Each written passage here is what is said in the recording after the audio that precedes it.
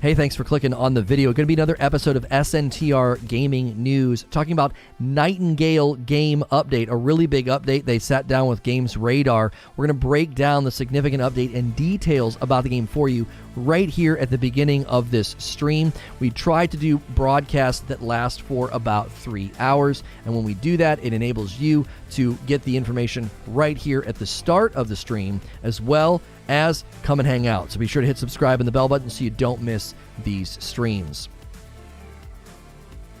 This is an SNTR update, a big update about the game called Nightingale that debuted during the Game Awards of 2021 has arrived in a great lengthy interview from GamesRadar. That link is in a description below if you're watching this on SNTR Gaming. That's where I do my live streams, so check that out. If you enjoy these short updates here on SNTR Updates, be sure to hit subscribe and the bell button so you don't miss them. This might not be a short update. There's a lot to come through here. I'm going to try to give you the highlights from the GamesRadar article.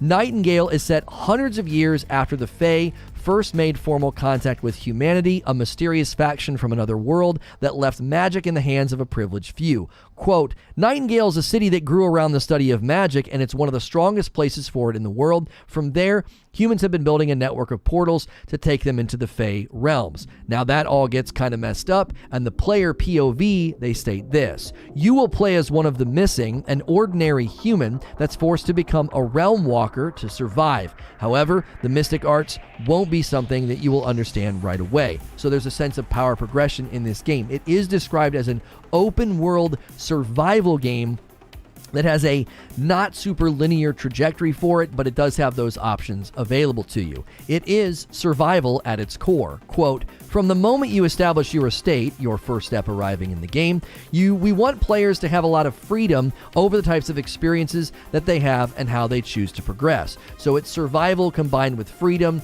You build this sort of estate, and then there's all these experiences you can go out and have in the world in order to survive. It is, however, a new sort of style of survival game, as it is survival meets world building. Here's a quote. Survival crafting has really been a wonderful genre that's been incubating within the last smaller, very talented teams. They want to, Flynn says, noting that there's like 100 plus developers at Inflexion that have paid close attention to the pioneering work that has been completed in this space since Nightingale entered production in 2018. So it's been in production since 2018. That's 4 years ago, and he had this to say.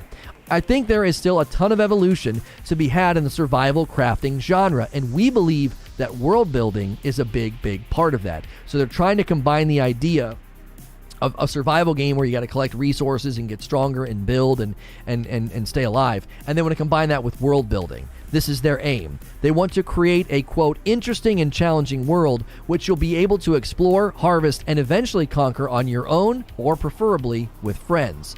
Now, the ongoing potential, I think, here is significant if you know what to look for in the interview. Flynn won't say, this is from the interview, they won't say whether the realms will be looting and exploring are procedurally generated just yet, although he does confirm that we've seen just 3 of the biomes, forest, swamp, and desert so far. So won't give clarity on whether or not they're procedurally generated. However, later in the interview, they had this to say. As a studio, we like to use the phrase endless adventures when describing Nightingale. So endless adventures. That means they could have in mind an ongoing live service idea, and they could just continue to add biomes and realms for forever if they're wanting endless adventures. And if they can develop technology that procedurally generates those realms, it could be very good for a unique and fresh experience every time you play new content. They also talk about how they want to have a general trajectory in the game, but also one with freedom. At the heart of the game is this need to return back to Nightingale City, although you'll be in no rush. Flynn is keen to express that you'll have autonomy over where you go, and that the team is focused on providing good motivations to leave your created estates behind to go out and explore. Here's the quote. If you're in a realm that you really like, there's no reason to have to leave it, except that you can't get certain resources unless you go into them. We're trying to pull you into other realms, not push you into them. I've talked a lot about the philosophy of incentivizing behavior as opposed to restricting it, and this sounds like a pretty good approach. They want to woo you and incentivize you to come out and explore in these other worlds, but they're not going to force you to do that. As for the city itself, Thompson confirms that reaching Nightingale City is just one part of the adventure rather than the end of it. So if you think about how kind of No Man's Sky became a game where you could go to the center of the universe if you wanted, but that wasn't really the end of the game, and that obviously that game has evolved significantly over time. They talked about combat. It does take place in first person, and it has weapons rooted in a recognizable reality. So you'll see, guns and swords and things that will be reminiscent of things in our present world. And this was the quote: "We wanted there to be optionality in terms of how you approach combat, balancing multiple combinations of techniques, experimenting with different loadouts, playing with others to take on challenges, and we also want to make sure that we have a good balance between combat and non-combat solutions." So, there you have it. Nightingale is aiming to be a shared world-building survival experience that brings with it challenges, freedom, a very generic trajectory of going back to the Nightingale City with weapons, a first-person perspective, and a lot of great ever-going challenges. There is a very significant and veiled promise of an ongoing game, given they talk about having endless adventures, and they weren't too keen on answering whether or not the realms that you travel to can be procedurally generated, meaning they could continue to give you fresh experiences as the game evolves and as it expands. As always, we want to hear what you think of the game in the comments below, so let us know what you think of Nightingale and the promise of a survival world-building game. If you like these videos, be sure to subscribe here on SNTR Updates or check me out on SNTR Gaming, where I stream live throughout the week. And as always, I'll see you in the next video. And I'll see the rest of you right now. Hopefully that was a nice quick 6-minute breakdown. We can pull up the article and comb through it some more if you'd like. I think this game shows promise in being a new and sort of fresh idea and take on the survival game, being that they want to have it be oriented around world building as well as survival. I know some people almost immediately turn their nose up to survival games because they come with the inherent pressure of, like, you got to build, you got to craft, you got to mine, you got to get things, and there is oftentimes in survival games, they are laden with risk and loss, and that can turn people off. So we will obviously want to get your guys' thoughts on this in chat and have like a healthy debate about whether or not you enjoy survival games. Give me 1 second.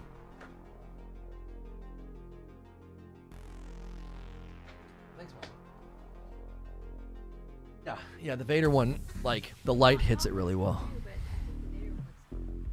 The more subdued the colors, the better they tend to look when the colors hit them. Like, there's some silhouette ones over there that end up looking really good. PC only. Yes, for now, they say on their frequently asked questions, they do say that for now it is PC only. Obviously, that could change over time. You can go to playnightingale.com and you can sign up to be part of their alphas or their betas. Multi-stream, we do like a stream handoff. So the other stream is done, and then the stream redirects and hands you off over here if the redirect works properly. We do 2 streams a day here on SNTR Gaming, and we are 7 subs away from 10,000 subs, which is a huge milestone for the channel. So thank you to everybody who has made that happen. If you're new and you've never been here before, I'm a Safe for Work broadcaster, and we cover a variety of gaming news subjects. Remember, we're in a new stream, so switch to live chat and smash that like button. Give me that thumbs up. Helps the video when we get those first 100 likes really quickly. And welcome on in from the Is VR Only a Fad discussion this morning about Horizon VR. Jay Stubble says, it kind of sounds like forcing if you can't get a needed resource anywhere else. Pretty typical design, though. Doesn't bother me. There's a difference between saying you must go to the next area and saying, if you want to do this new thing, you need metal, and metal's not here in this bio, right? I do think one is more... I've talked about this before, Jay Stubbles. Like, you have 2 philosophies of adjusting player behavior. You can incentivize or you can restrict. And the more you restrict, the more the guardrails are apparent, and the more irritated the game gets, and the more irritated the player gets. They're pushing against those guardrails. They don't like them. They maybe try to exploit, break the game, or maybe they stop playing. The less they can sense those guardrails, the better, because they feel like the choices are being made of their own volition and their own will, and therefore they feel a greater sense of accomplishment and loyalty to the game. It's like, I did this, I achieved this, I made these choices and went into these areas. Because if they feel the decision is primarily theirs, It's not always theirs. It's like 100% inherently their decision. It's primarily their decision. I'm going to go into this realm. I need to get metal. And metal's not in the realm that I live right now.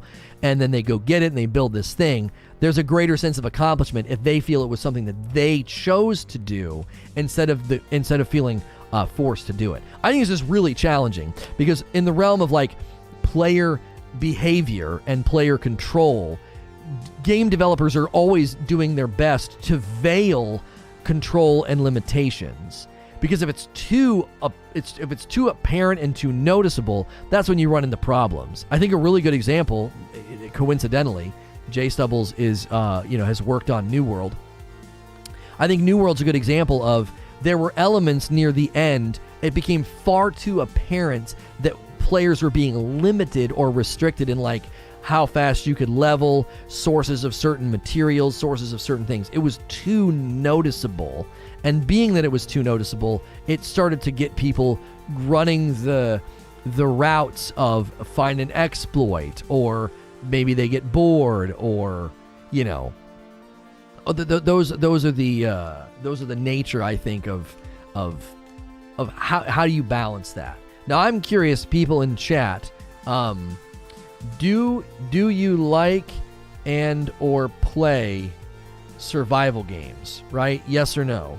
Do you like and or do you play survival games? Games where there is an inherent sort of need for materials and survival, like No Man's Sky, Valheim, other games where the world itself is a part of your battle to survive. You need to chop trees down and build a shelter. You need fire. You need to consume food. There's an ever-going need to survive, and your behavior in the game is driven. There's an undercurrent of you must maintain, health and strength and survivability. All these things must be maintained. Do you like playing games like this? Yes or no? Survival games have risen in popularity in the last couple of years. Sim games have also become significantly popular.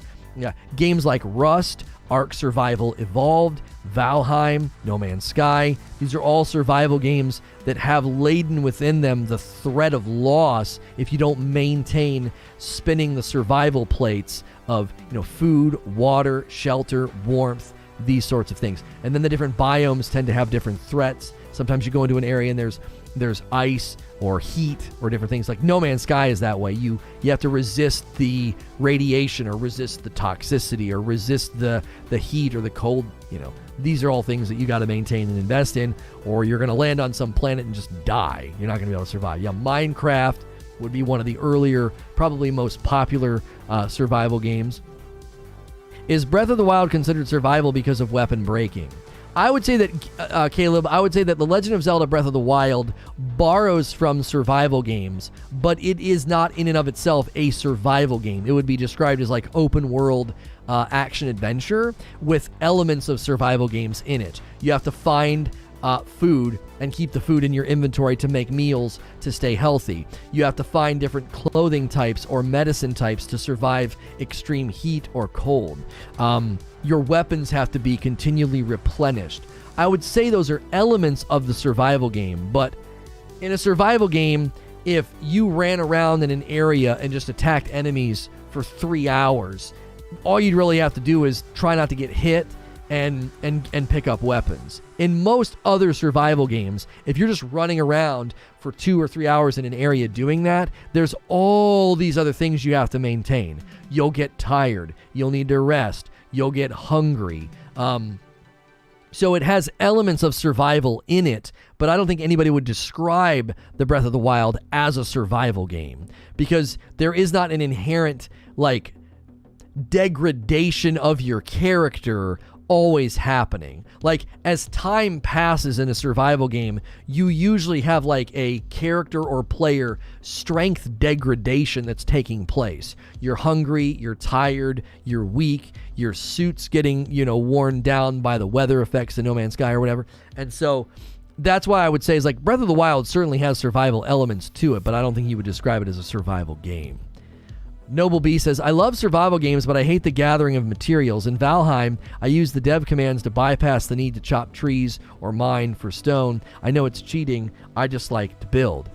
There is certainly an element of that, Noble Beast. Like in No Man's Sky, you can just go into the free creative mode and just build whatever the frick you want. No, like Minecraft has creative modes as well. And then there's the more traditional survival mode where, like, no, you got to gather and amass the materials and then use those materials to build and then amass more, and then the things you build can make those amassing of materials more expedient and more efficient, and so there's a sense of investment in power fantasy, like you're growing and you're better at certain things. New World has that, right? You get faster at chopping a tree down or harvesting, rocks, or materials. So yeah, I think there is an element of, like, I would just like to build. Like a build creative game is a lot of the times it is structured inside of a survival game, and then if you want more of that, then you're gonna have a difficult time, I think, enjoying a survival game, which is why you're gonna likely then need, I think, to just find a creative mode. I don't know if Valheim offers a creative mode at all. What's the difference between a rogue and a survival? That's a good question. Rogue is generally a game that when you die, you start over, and there are some then inherent powers and strengths and items that can come with you for the next run. But a rogue is more of a linear or quasi-linear experience where death brings about some semblance of a restart. Now, restarting can happen in lesser or greater degrees, like back to the beginning, or back to a certain point, but it is a more extreme version or less extreme version of a restart. That's a rogue. Rogues can have survival elements to them. You're trying to gather items and things in order to be stronger in the world, but they're not necessarily described as survival games. So there's consequences for death and pain and loss in a survival game if you die, but you're not like, yep, you're all the way back at the beginning. Now, you could play a hardcore survival mode, which means if you die, you die. Your character is done. Like, that is a very different thing. That wouldn't be called a rogue. That would be called a one life, or a... what's that called in Diablo? You can do, I believe it's called a hardcore run or a hardcore character, where if the character dies, that character is literally gone, and you carry nothing with you into the next run because it was a one life, one character run. A rogue is built on the idea that the world itself offers you varying items for strength, for defense or attack or survival, right? Staying alive. And those items are never quite the same.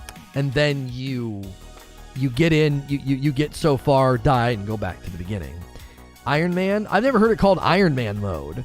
Do rogues also inherently have elements of randomizing the world? Yes, that's another good point to make. Generally speaking, when you play a rogue, the items that you pick up for defense, health, or attack, those are usually the three categories.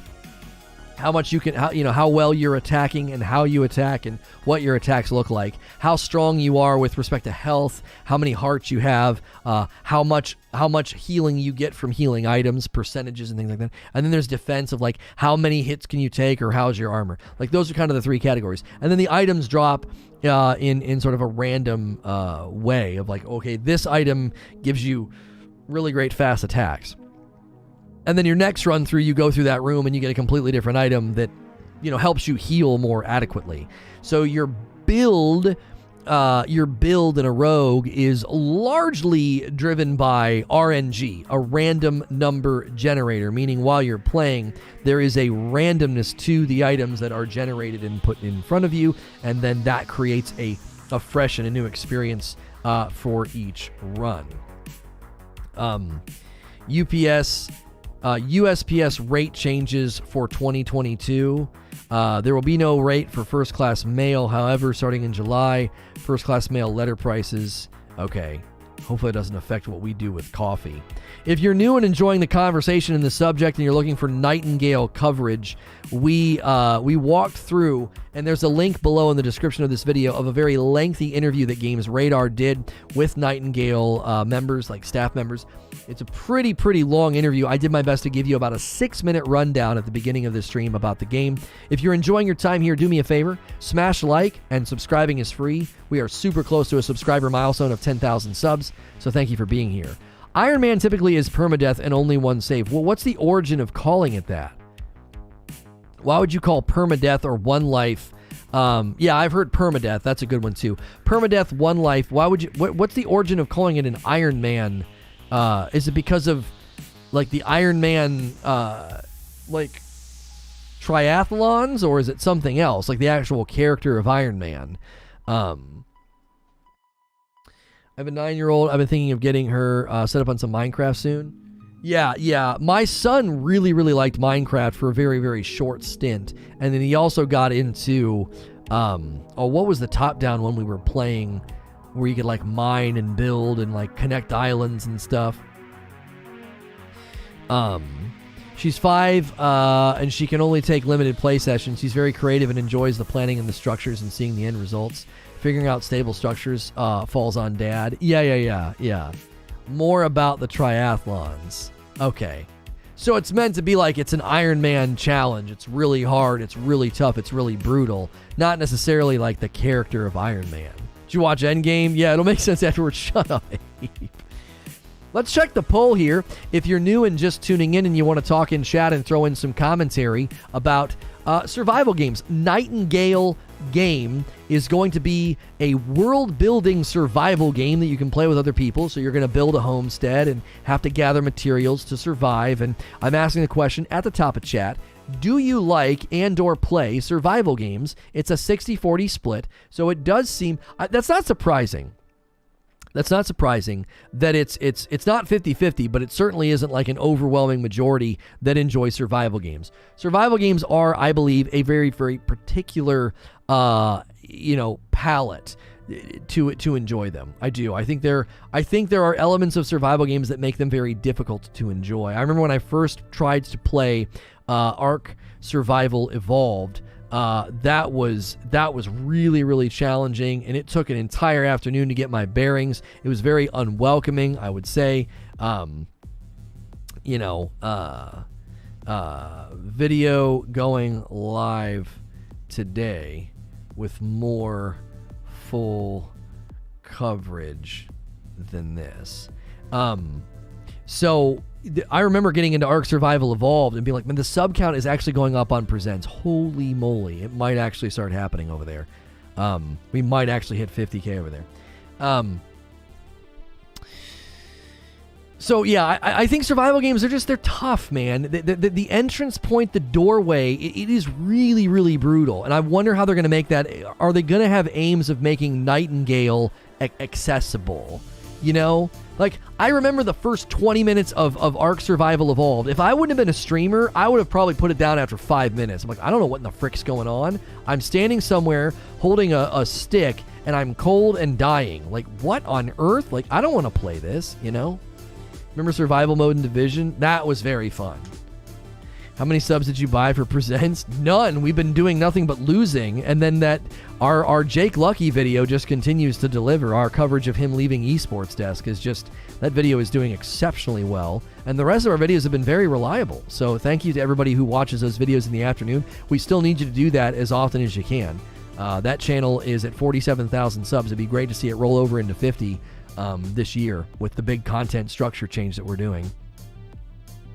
Bauer says, if Portal Knights counts as survival, then yes. Otherwise, if it's like Ark, no way. It's very less enjoyable. I think that's one of the dilemmas that a survival game is going to have to convince the general gaming populace to come and play the game. It's going to pose a significant challenge to say, listen, it's a survival game. And it's like, well, isn't that the kind of game where like I gotta hit rocks and sticks together and build a house and hope a bear doesn't kill me because then I'll lose everything? Like, generally speaking, that's the perception of survival games, right? It is, it's a it's an undercurrent of threat in the game. It's like, well, I want to come and play your game and enjoy it. Okay, well, come on and play it. Well, but there's an undercurrent of threat. Chris Kale says, survival games are great. It's just the player behavior that makes or breaks the experience. Yeah. No, I agree with that. The player behavior can have a significant impact on what happens. Like, look at New World. New World's not strictly survival. It's not strictly survival, but it is, it is significant. It is significant how the player behavior has caused a degradation of player experience in certain regards with the wars and the PvP and the exploits and everything else. So I think that's a well-made point, Chris, that survival games can be really amazing, but player behavior can actually be the hinge on which the game is successful or not. Does YouTube send you a plaque after 50? No, just 100. Oh, and comments in chat? No, you don't get plaques for that, Zubair. I wouldn't consider New World survival at all. It's not survival, but there's survival elements. Like, you go out in the world and you're gathering materials and you're using those materials to craft things, right? That has a survival influence. That's definitely a survival, like, thing. It's not a survival game, but it has things in it that are similar to survival. And the way that people behave in the game has dramatically affected player morale, right? Now, take that reality and supplant it or move it over here to survival games where player behavior can dramatically affect your experience and the things that you have in the game. The question is, will Nightingale have PvP elements? I don't think it will. They've not said, it doesn't seem, or there's not been any indication that there will be player versus player experiences in Nightingale. If you're just tuning in, we're covering the Nightingale game update. GamesRadar had a really great interview with them, and I broke it down. The first 6 to 7 minutes of this stream is a great breakdown of it. If you're interested, you can go back to that. Be sure to hit subscribe and the bell button. If you're wanting to talk in chat, you need to be a subscriber. Subscribing is free, and you can also smash the like button. Take our poll at the top of the chat. Since Nightingale is going to be a survival game, we want to know what you think. Do you like and play survival games? Just curious what the barometer is of the audience tuning in today. Somewhat related question. In Hellblade, it initially says that if you die too much, progress will be lost, consumed by the blight. Does it reset the game if you die too much? No, they're messing with you. It's meant to be an illusion, and there are people that have varying opinions on this, but it's meant to be an illusion. So much of what your journey through Hellblade is with Senua is the idea that what you're seeing is not really there. It is a manifestation of her psychosis and the threat of actually dying from too many, from too much exposure to the blight or whatever. That threat is a veiled threat. It's fake because, much like the rest of the game, it is simply a manifestation of her psychosis. Like, your experience in that game, you are meant to feel like, oh no, I can't die too many times. Oh no, what are these guys doing? These threats, these puzzles, these gods. None of it's actually real, right? It's a manifestation of her psychosis. Hellblade's like Lost, where you're dead the whole time. Yeah, okay, Abe. Thank you again for the new people tuning in and the new subs. We greatly appreciate it. If you've never been here before, Monday through Friday, we do variety gaming news talk shows just like this. This morning, we talked about the newly announced Horizon Forbidden West or Horizon Zero Dawn. It's a Horizon VR experience, and we talked about that this morning and debated whether or not VR is just a fad. I am a safe for work broadcaster, so you can subscribe in confidence, knowing that I'll be in your sub feed all week with gaming news, and you can put me on in the background like gaming radio, and I'm not going to be, cursing and swearing. So we appreciate the new folks tuning in. I guess I can scratch that game off the to-do list. I remember it looked really spooky. Is Nightingale supposed to come out soon? There is no tentative launch window.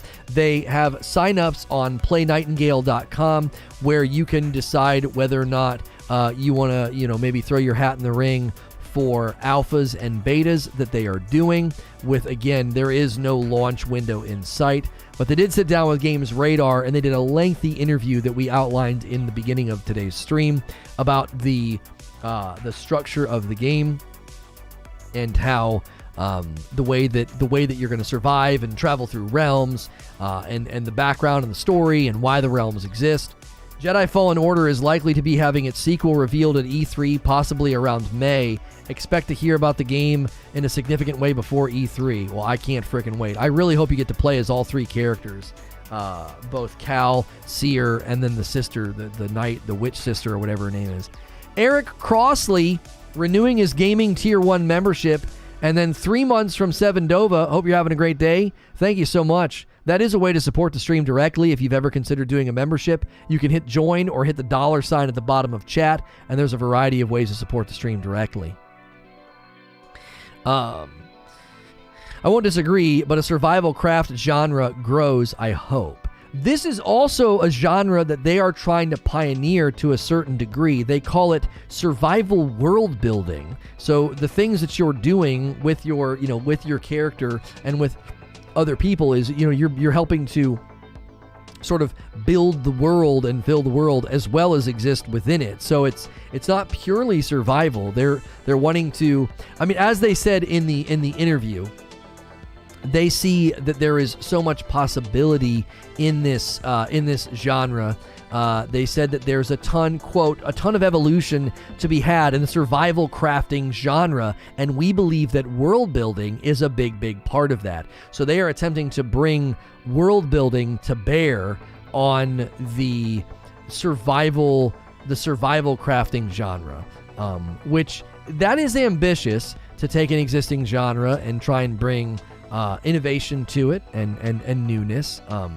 So it remains to be seen if a game like this will be successful. Will it be embraced? Will people like a game like this, as opposed to more traditional interpretations of survival games?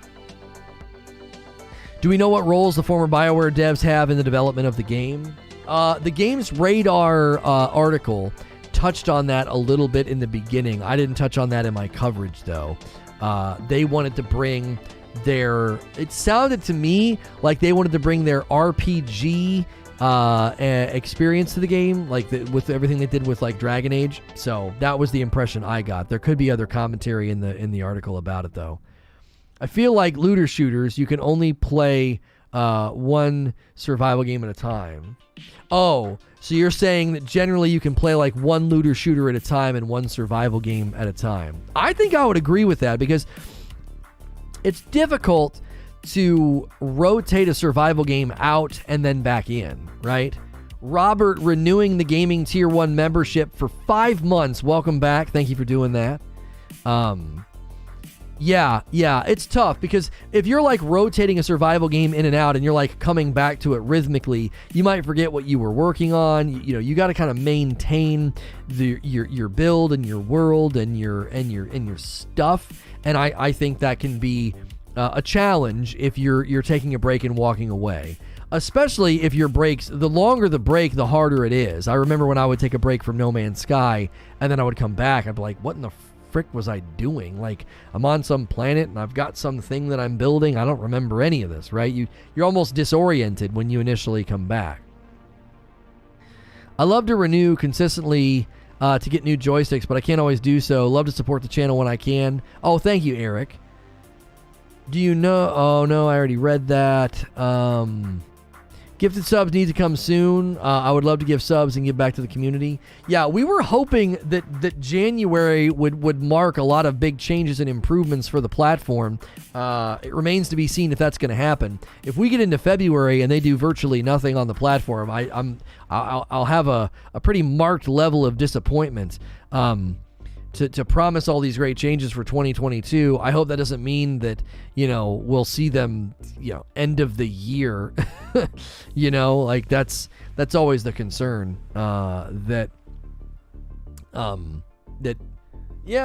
we have plans to do it in 2022, and then it's July by the time it finally lands. Well, don't even tell me about it then if it's past the halfway mark of the year. Gifted subs and gifted coffee needs to be a thing.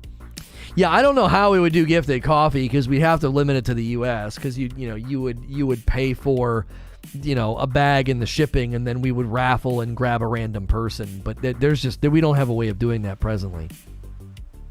How many subs to 10K? 4 or 5 subs at the moment. It goes up and down throughout the day because people sub to talk in chat and then they unsub.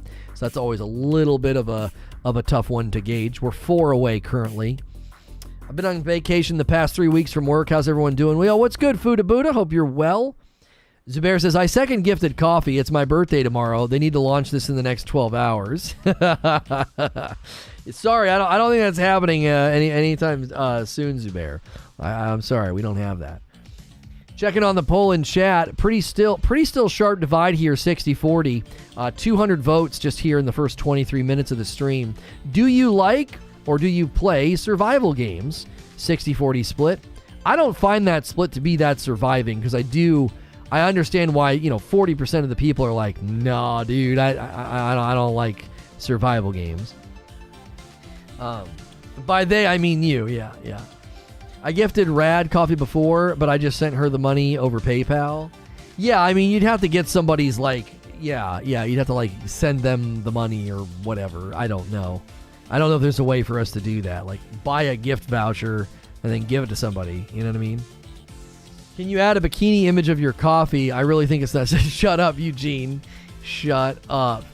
I had so little actual engagement with chat during that. I definitely glided over some of the commentary. I was like, this is getting ridiculous. Like rollover, says Jake. Are we close to a 200 like rollover? We only have 126, my man. That's a little early to ask for a like rollover. Are there 74 people that haven't hit like yet? That'd be the question. Eugene's asking the important questions. As far as gifted coffee, maybe you can just take the coffee donation money and use it from that money to ship out, I guess. Again, you'd have to know and gift it to somebody that lives in the States because the shipping gets insane once you're outside of America. Go ahead and send me $20 for coffee. I can use it for beer since I already have coffee on the way. Yeah, there you go.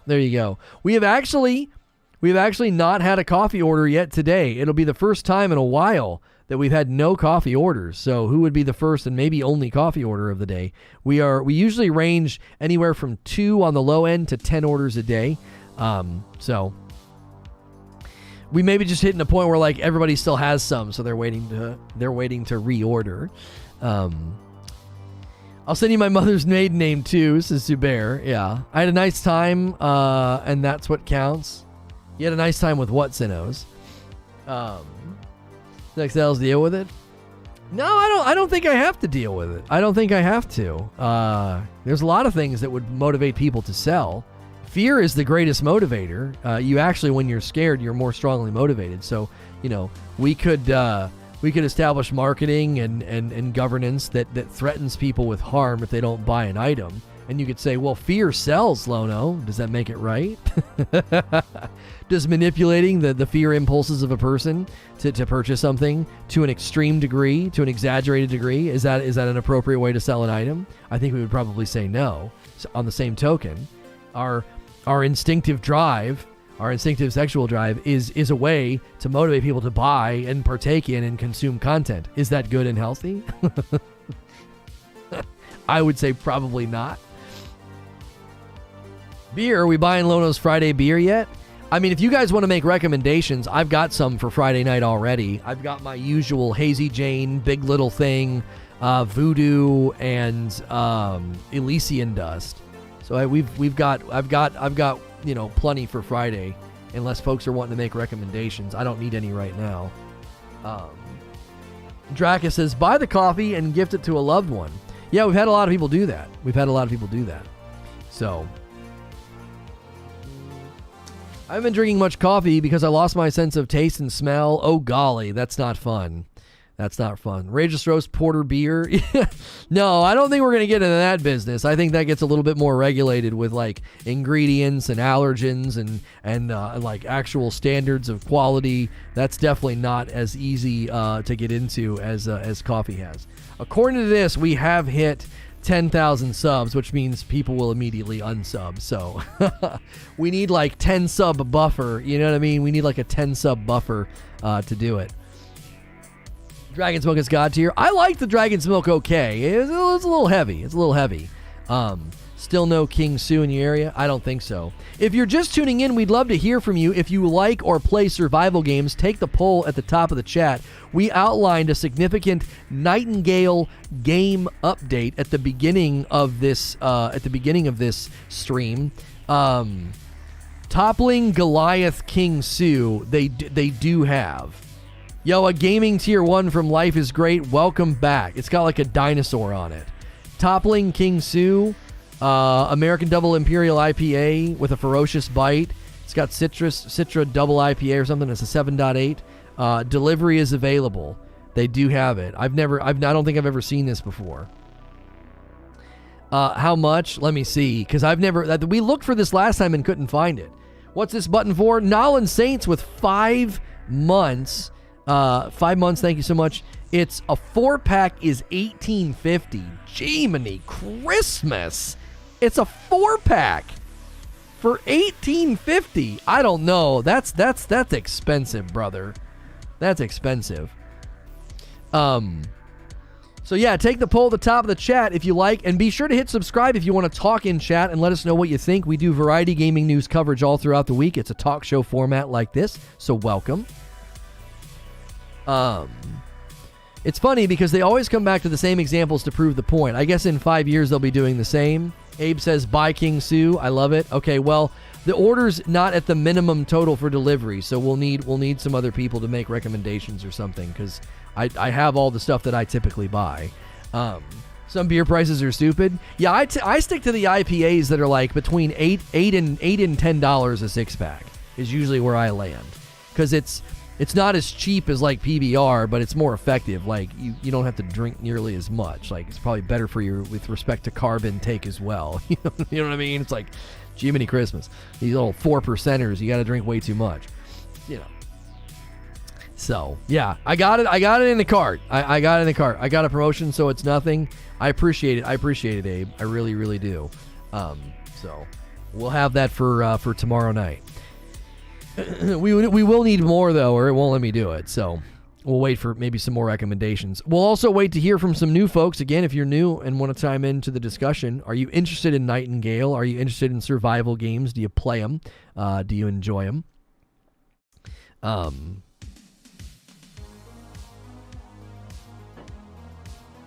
It made me uncomfortable, and I have every right to have absolute comfort. Really?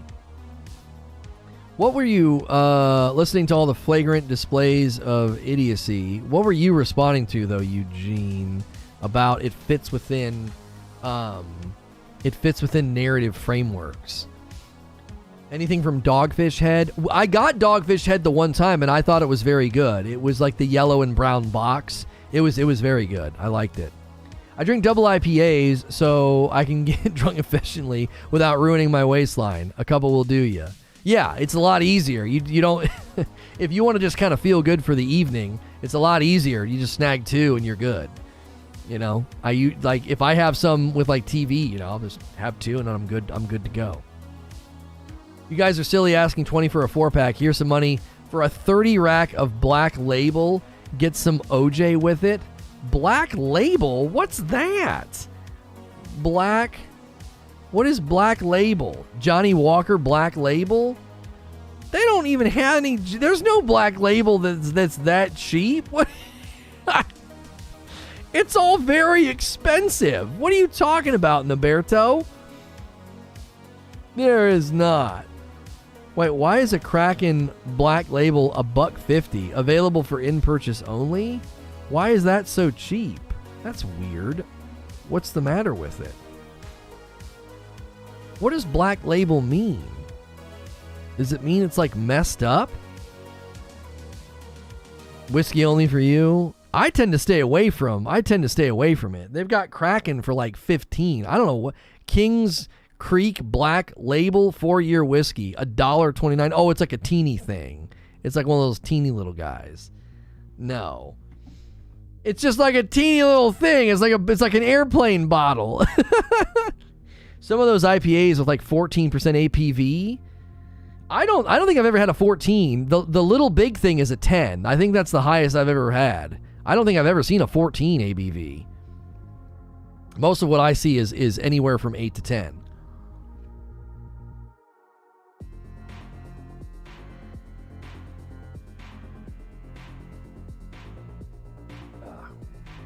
Blue Label's like 250.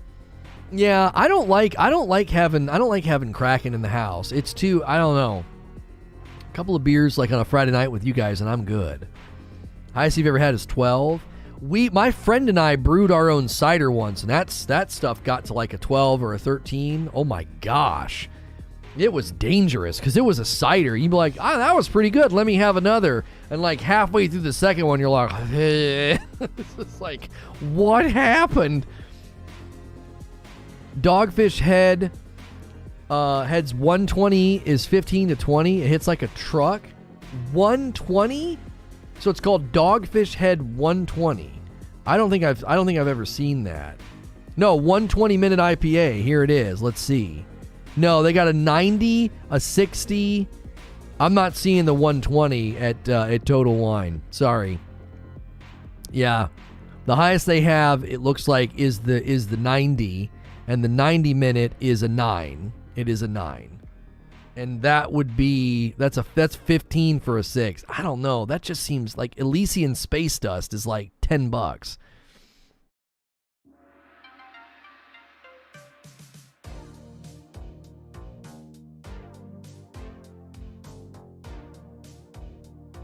Thank you so much for tuning in. If you're tuning in for the Nightingale game update, the first 7 minutes or so of this broadcast, I broke down a GamesRadar interview that they did. That link is in the description below if you want to read the whole thing on your own.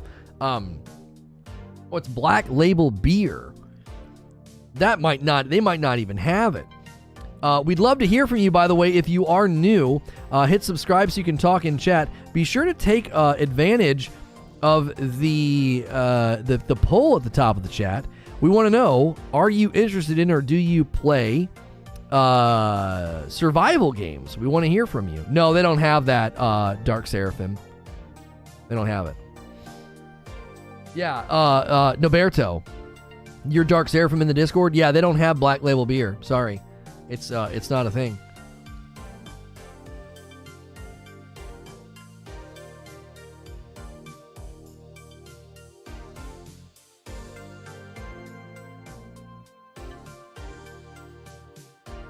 Hangry Hig says, I don't like survival games. Learning curve can be steep and requires too much patience. Yeah, I think that's one of the things. So, like, I said something similar about Ark Survival Evolved. So when I played Ark Survival Evolved, it was if I wouldn't have been a streamer, the learning curve would have kicked me out of that game right away. I'd have been like, yeah, no thanks. No thank you. Like, I don't know what I'm doing. I don't know where I'm supposed to go. I don't know how I'm supposed to live, survive, like any of that. It was just like immediately kind of kicked you right in the face. It was like, no, I'm good. I'm good. So if that is if that's sort of if that's like the nature of a game, I think that inherent threat drives a lot of people away. It's also one of the reasons people really like the game. It's kind of like in a Rogue. It's like the threat of death and restarting is part of the reason people don't play it. It's also part of the reason that people do play it, right? That's a go-to cheap beer while whipping around bikes all summer long. Super cheap and nice break from PBR. Valiant says, don't forget to smack the like button, cheeks. Yeah. Like button cheeks? No, like button peeps. Mango Cart Ale, says Sven. Mango Cart Ale. Oh, brother, you're getting me into like the fruity beers that taste like fruit. Mango Cart is suggested here. They've got Golden Road Mango Cart. Is that it? It doesn't say ale though. It's an American Pale Ale. California American Pale Ale is 4%. Is this the one you're thinking of? Golden Road Mango Cart. You're saying Golden Road Brewing. Mango Cart Ale? This is it. Okay, there we go. That probably pushes us where we need. Yeah, that's good. That's good. I'll wait. Hazy Jane is super. I have Hazy Jane all the time. I guess that and Bat Squatch. Bat Squatch has kind of got like a fruity taste to it. It's good. It's good. Up to 8 inches of snow for us. Where are you, Smashville? Are you in Kentucky? You in KY? We're currently at 19 degrees with snow for the rest of the day. National Weather Service has issued a winter weather advisory for my county. So, yeah. Yep. Salty says, did you get your beer from Paddock Shops? Just need to know for availability. I get it from Total Wine and More, Salty. Total Wine and More. I use like the app to have it delivered.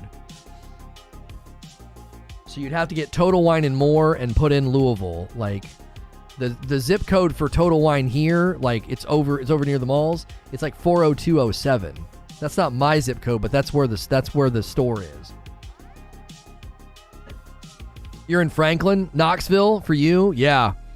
Yeah, KY is going to be, we're going to be blanketed in snow, you know? Let's look at these poll results. Slipping a little bit, 58-42. Do you like or play survival games? 262 votes. Not quite on our hour-long poll run just yet. We've been streaming for, a little under an hour. I'm going to try something here. Let's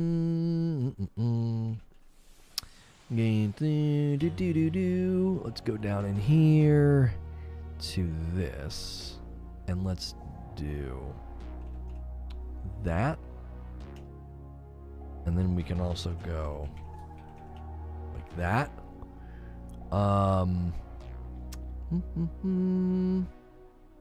Save.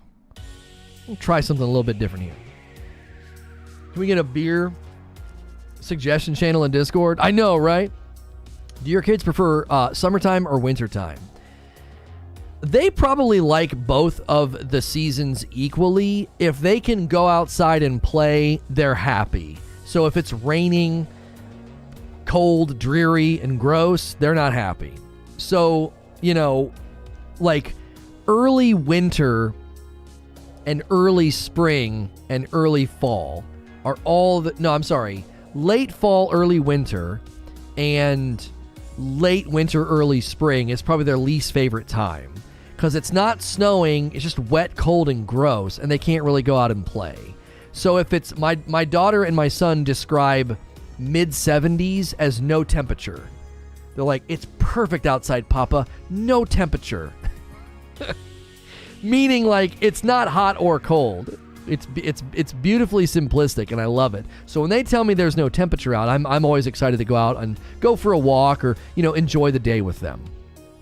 If it's extremely hot or extremely cold, they don't want to go outside. Now, if it's extremely cold and there's snow on the ground, they don't care. They will literally get frostbite if there's snow. They'll just keep playing. If there's snow on the ground, they do not feel the cold. They just continue playing. So that's kind of where they land.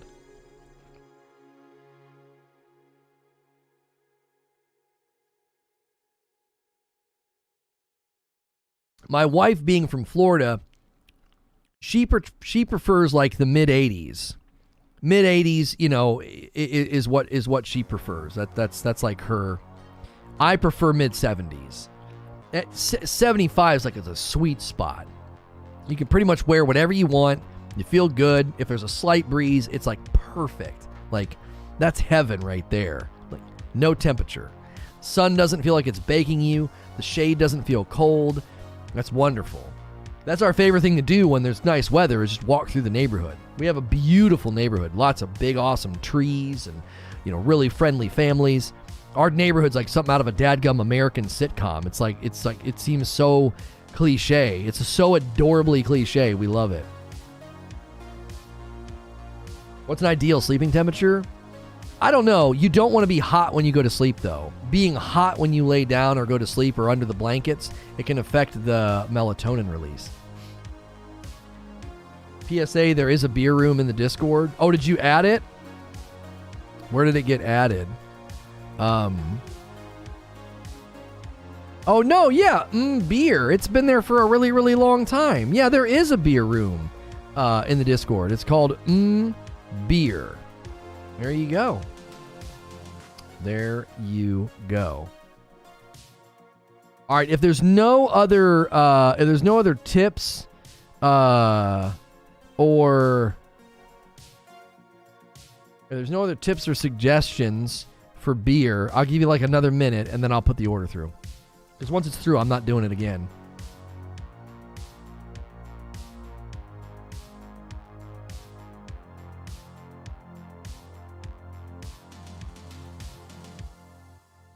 Tornadoes one day, snowstorms days later.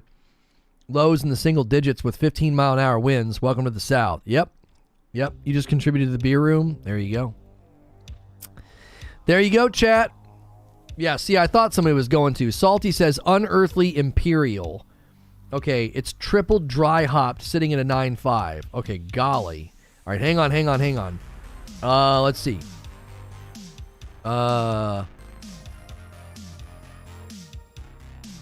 Unearthly, Southern Tier, Unearthly.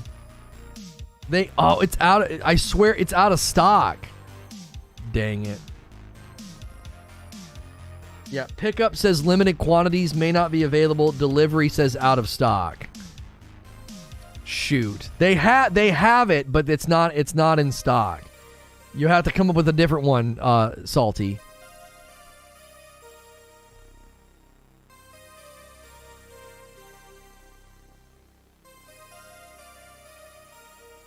If you're tuning in, looking for the Nightingale gameplay update, we discussed it at the beginning of the stream.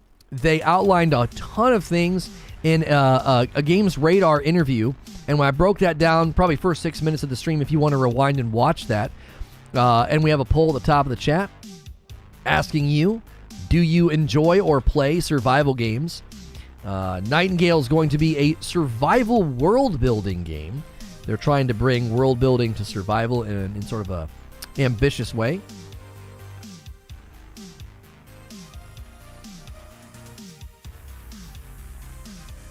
My local Pizza Hut is out of boneless wings, aka adult-sized chicken nuggets. I hope there isn't a problem with the boneless chicken supply chain. Did you one time say more opportunities would open up when you hit 10K? I think sponsors take you a little bit more serious when you're at 10K. YouTube adds more features to your channel when you hit 10K. So yeah.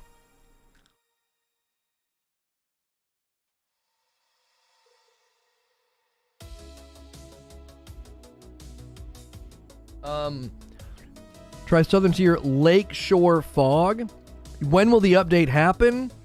They have not announced whether or not it will be, like, they're doing alphas and betas, and you can sign up. Southern Tier Lakeshore Fog out of stock. You are swinging at the popular stuff, I guess, Salty, or just stuff that they keep in small quantities.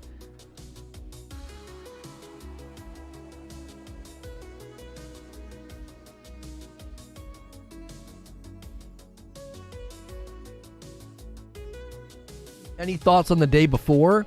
So the day before is like, is that the MMORPG that looks like The Division? Creature says you get more reach at 10. Yeah, you get to 10K and YouTube just treats your channel differently, so it's good to be here.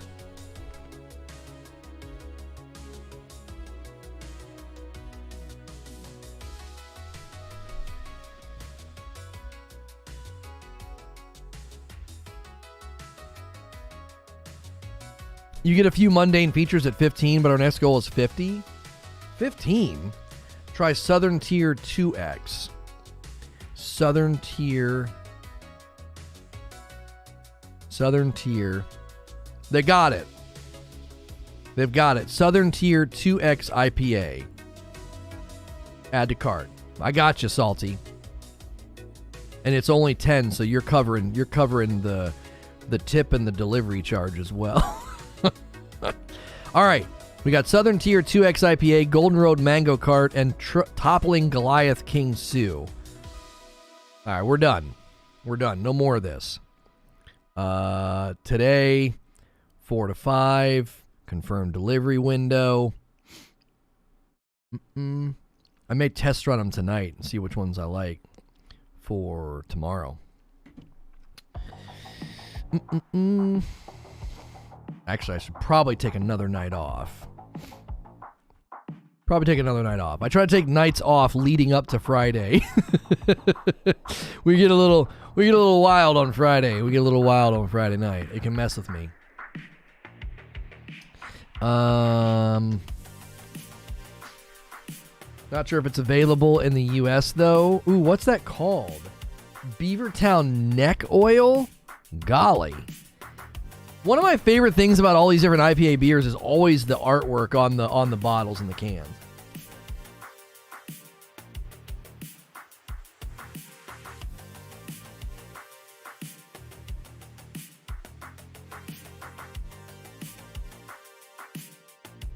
Yo, MJ Talks with 5 months of membership. Welcome back. Come on in.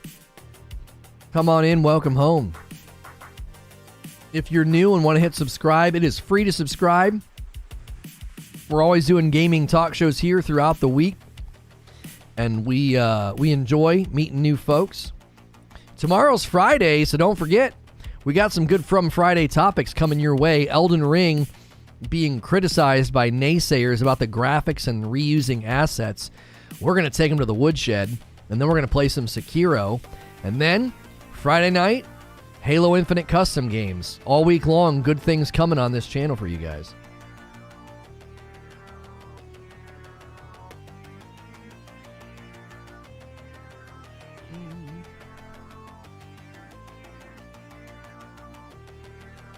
It's similar to Hazy Jane, but I prefer it. Smoother and easier to drink. Okay.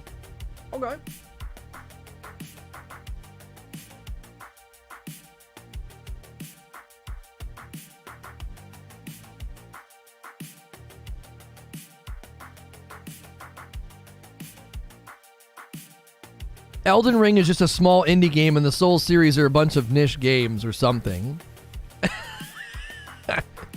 Probably. Something, small developer, something, extremely niche games. something. 40 million sold as a franchise. If you include Sekiro and Bloodborne.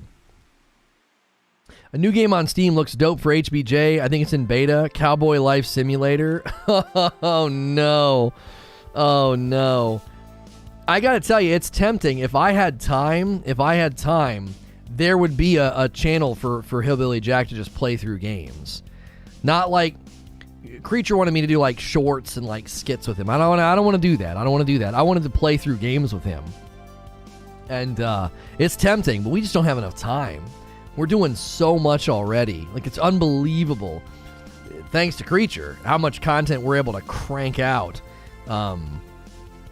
It's strong, what we're doing.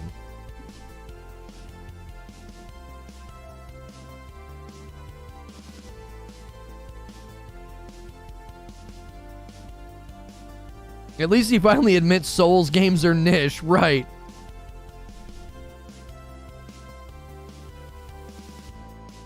You know what's funny?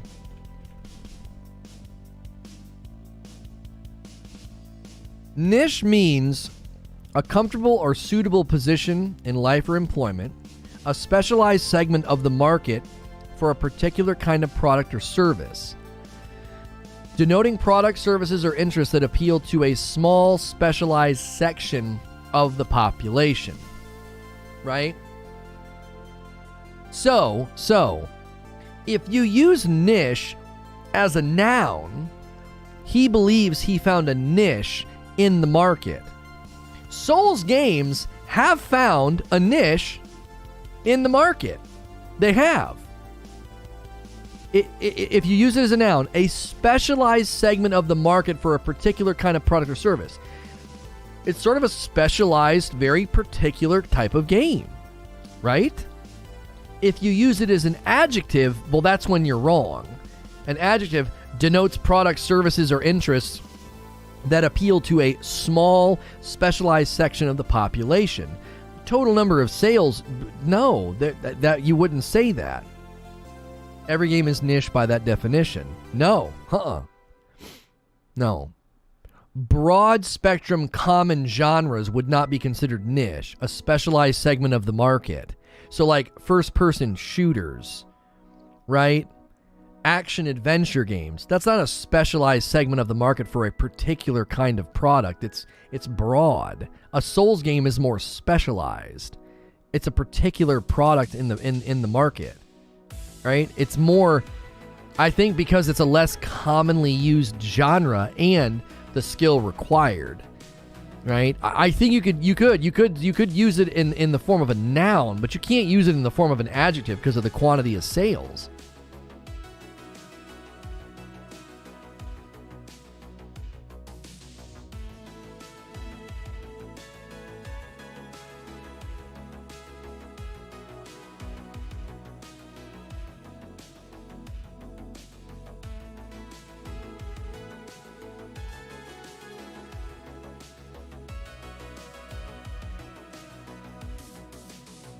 I always know we're going down the rabbit hole when Lono starts reading definitions. That's right. That's right. Why was Robert's name comment erased? He retracted what he said. So he made a mistake or a typo, and he's gonna type it again. No, he dead. Is Madden niche? Oh, that's horrible, Hilly.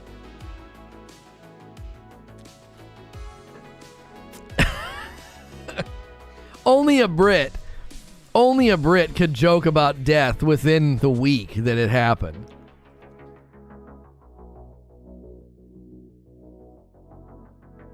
It wasn't a disrespectful joke, it was a factual joke. So I don't think you could really be upset.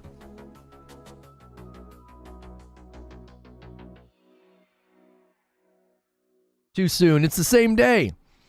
Video games in the realm of entertainment could be considered niche. More so in the 80s and 90s. Yeah.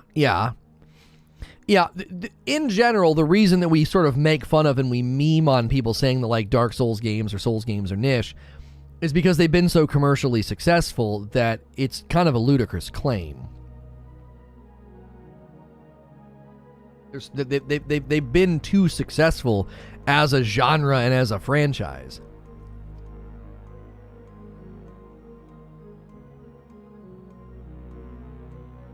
Now, I'd be interested in a breakdown of FromSoftware games. I'd be interested in a breakdown of the geo realities about where it's the most popular. Like how does Dark Souls, how does FromSoftware games, how do they fare in the West?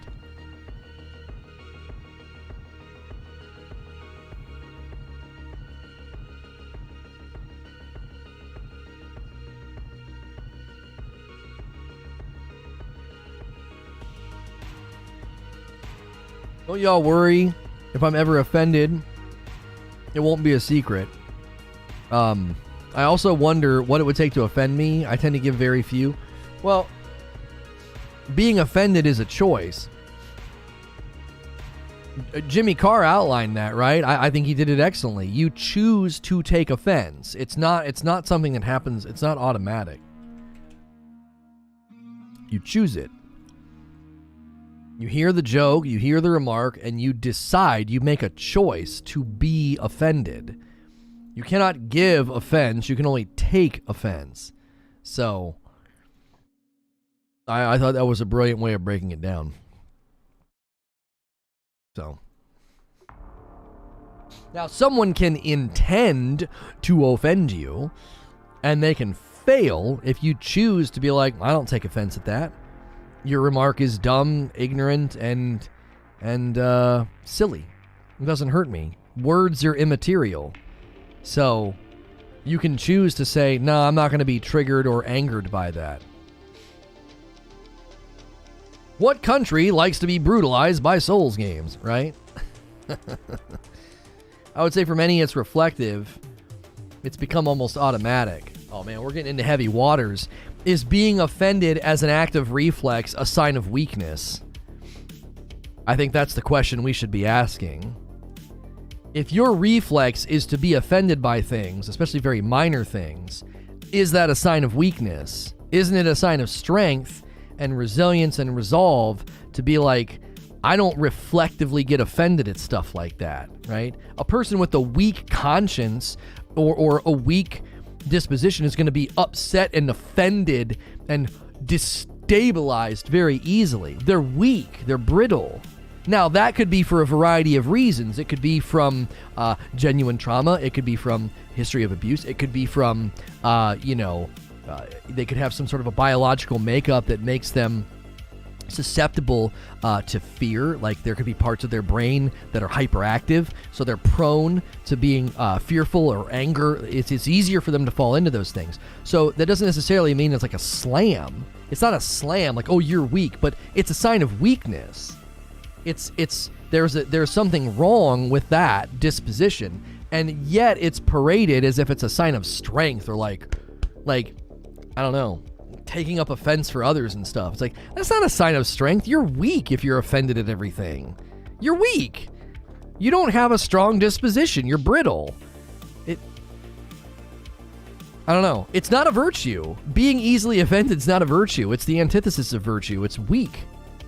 You couldn't lead a country. You couldn't lead a battalion of soldiers. You couldn't be heroic. You like read your favorite stories of your heroes and your heroines and what marks their character and how they behave and what sort of people that we aspire to be, and none of them are easily upset and offended. That's seen as instability and volatile. Would you really want some guy leading your kingdom or your battalion of soldiers or your country if they're like easily upset and triggered and all these other things? No, you'd be like, this person's crazy. They're going to get us all killed.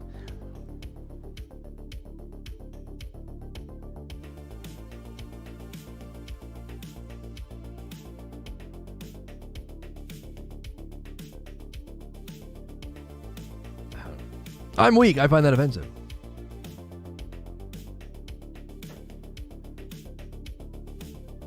I just laugh at someone trying to assert that a franchise that has sold essentially 40 to 45 million copies is niche. Like, do you understand words? People don't realize how small a portion of the gaming world 40 million is. I think you have that backwards.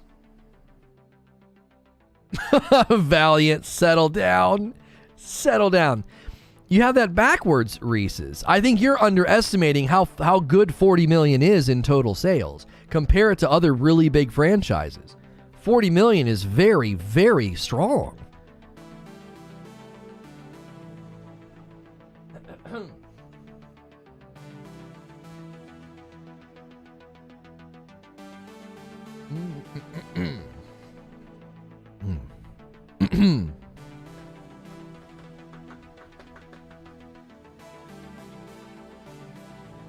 Triggered is different than offended. I get triggered. That's just my brain doing a thing. I can only manage getting triggered. I can't prevent it. Offended I could work on. Yeah, I would think that's a good distinction. You can be triggered, or I think a better word is activated. Triggered has been kind of hijacked. I think it's better to say activated. You get activated. It's like, you know, if a dog, you know, was beat by its owner with a newspaper, and you go walking through your house with a rolled up newspaper, the dog gets activated. It's like, oh my gosh, you know, I'm gonna get hit. And you get activated. I think that's a better, I like that word better. I think triggered has just been so hijacked and just abused. Trigger warning, like, gee, many Christmas. Hey, we got a coffee order. I don't have to sleep on the couch. A dark roast to Melrose Mike. Our first and maybe only coffee order today. Keeping the streak alive. I don't think we've gone without a coffee order. I think even over the weekends we've been getting them, so thank you.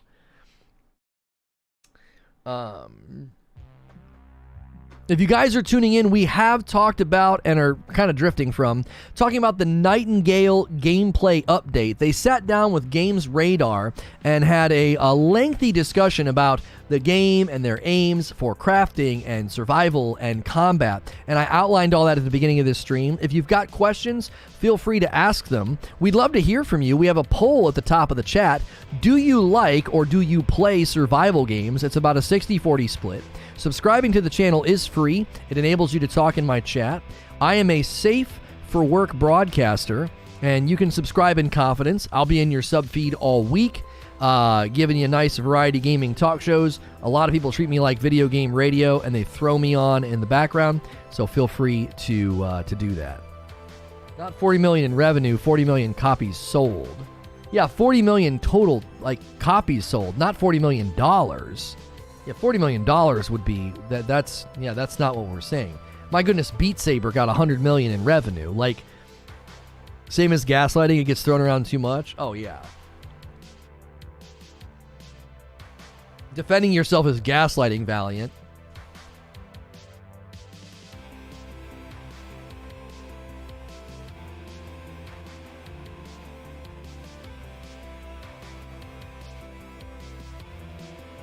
The video game industry has existed for 50 plus years, and only 60 franchises have eclipsed 40 million. There you go. There's several franchises that we would consider mainstream, and FromSoftware has crapped on them. Yeah, in total sales. Yep. That's why I'd love to see a what would be the word? A geographic breakdown. Like, Is the Asian market really carrying the torch here? Because FromSoftware being a Japanese developer and these types of games potentially being more popular outside of the West, it could be.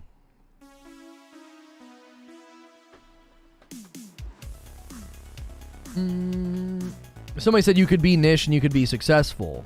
Oh, Abe said it. Yeah, sure. And that's not why people say it about FromSoftware games, though. People say it about FromSoftware games to indicate that they're not popular.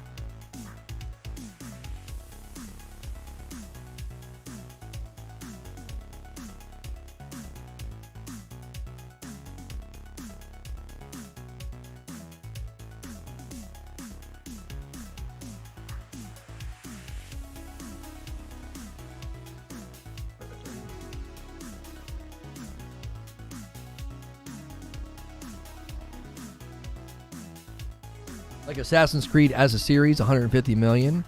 Right, but you'd have to look at how many Assassin's Creeds have come out versus how many FromSoftware games have come out.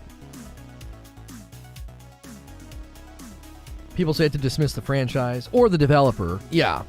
No.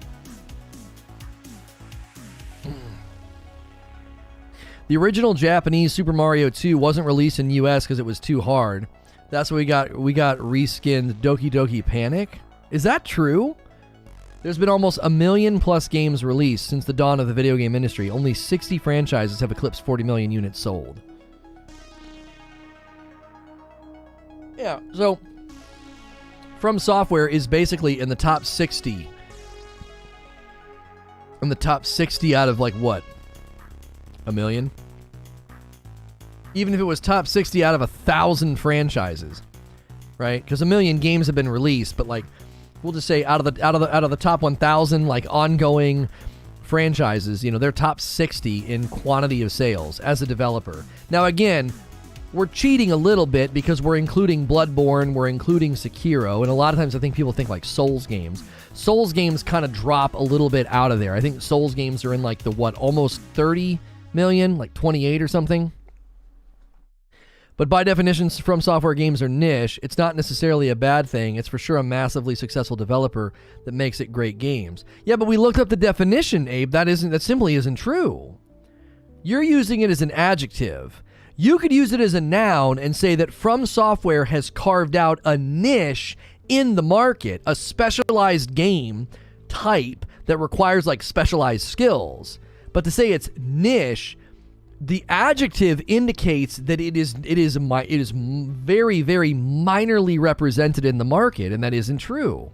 It's 32 million without Bloodborne or Sekiro. I thought it was around 30 million. Let me, I opened up the wrong thing. Hang on.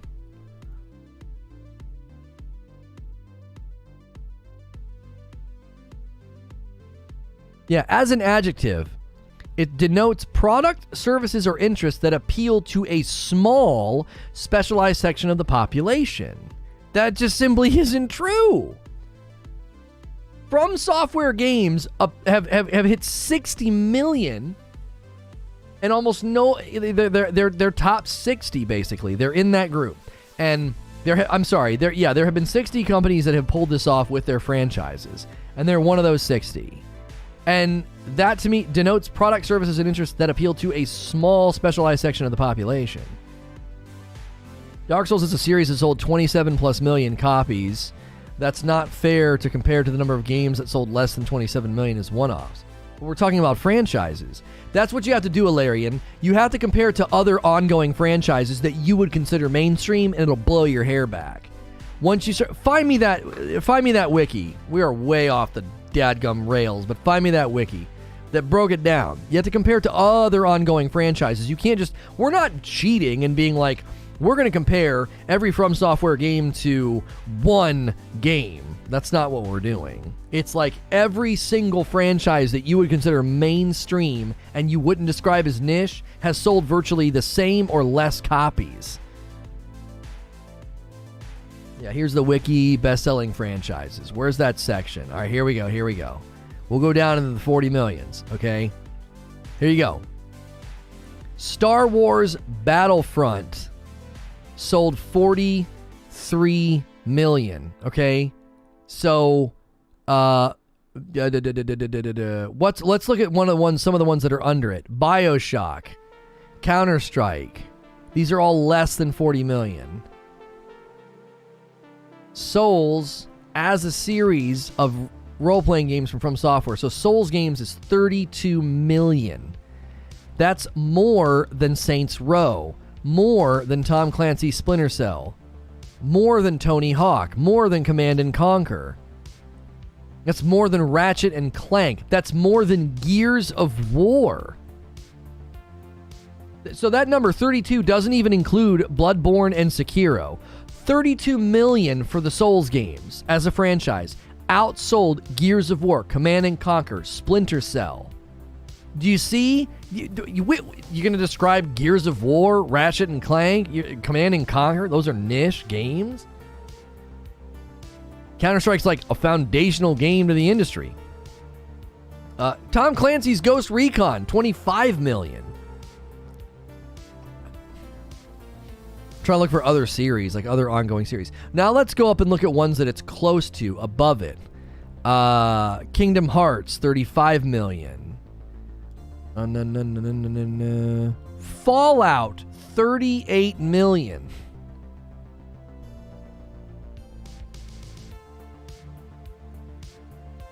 You see what I'm saying? We wouldn't consider any of these franchises, like Star Wars Battlefront, 43 million.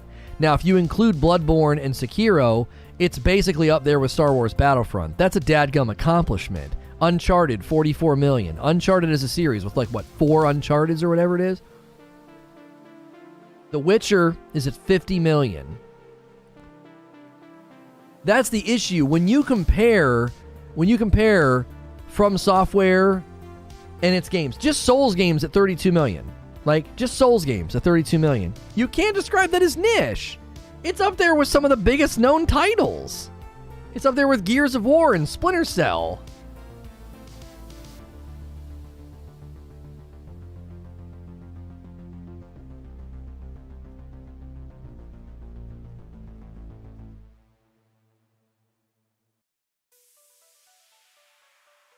Isn't it niche? Plenty of people say niche.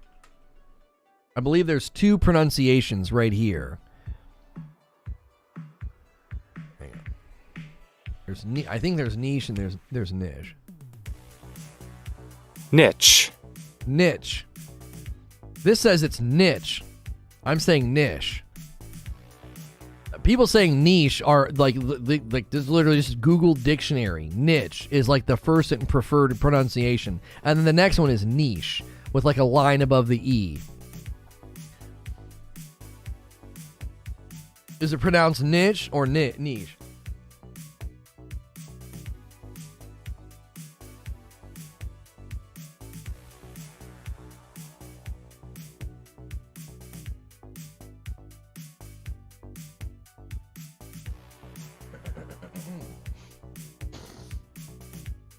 If you are tuning in for coverage of the Nightingale gameplay update, we are sorry. We are well off the rails now. We need 7 more likes for 200 likes.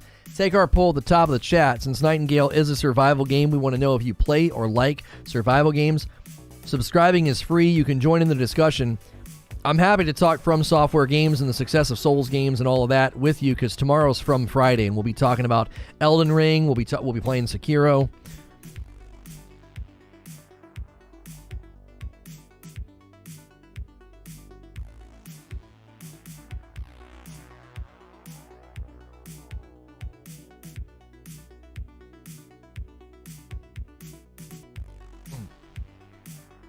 I always said niche because I remember Creature telling me we need to niche down. We need to niche down. I've always said niche, and someone's like, it's niche the other day.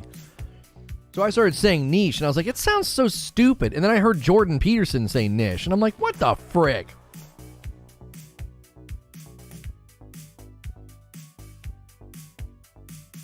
Historical pronunciation has been niche, and that niche is a relative newcomer. Come about likely under the influence from French pronunciation conventions. Well, we all know what we think about the French. Unless your franchise has sold over 100 million, you're niche. Oh, man.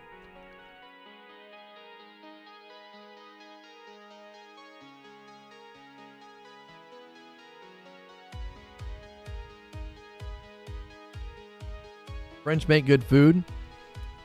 I guess we'll grant them that. We will grant them that. What happens if you use it as a verb? Souls games were niched within the shadowy reaches of high-skilled players only. If you use it as a verb like there, you're basically using it in the same way you would use it as a noun.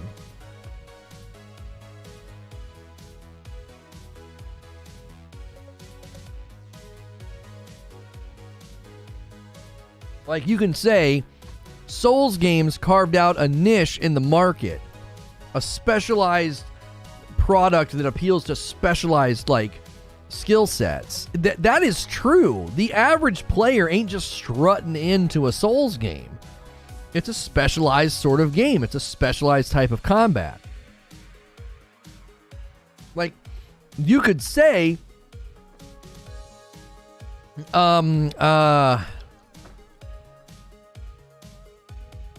I'm trying to think. I can't think of an example. I can't think of an analogy. That's hard. That's rare. You could create a game that's niche, and it's not super. It requires a certain type of skill and a certain way of playing it, and it becomes massively successful. So you would say it carved out a niche, and yet you wouldn't say it's a niche game. If it becomes insanely popular and everybody knows about it, everybody talks about it.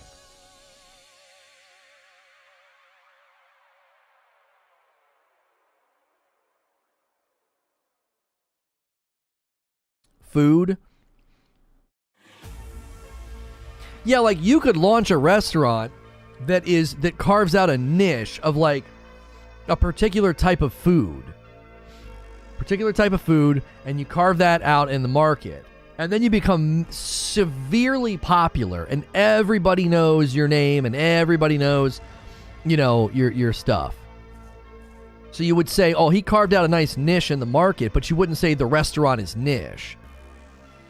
It's different uses of the same word. Yeah, we hit 10K subs. We hit 10K. It rolled over. You can see it publicly now.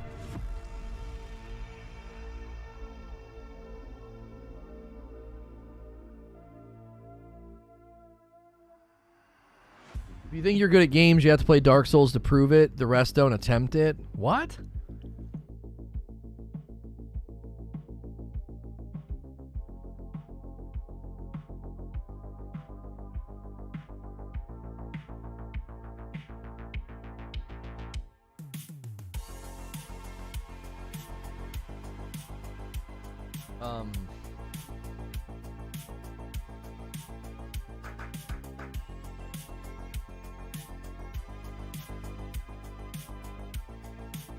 Does Gunner not do?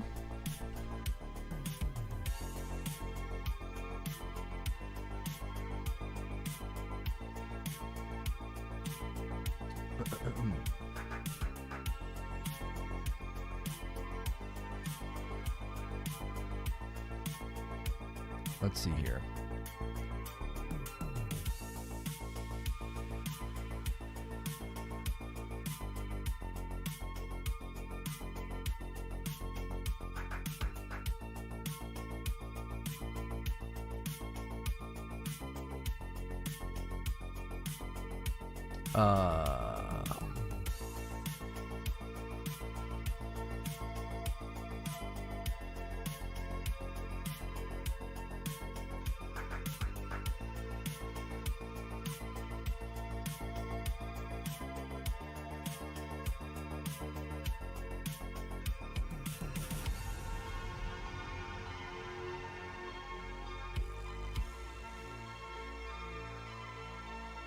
Okay.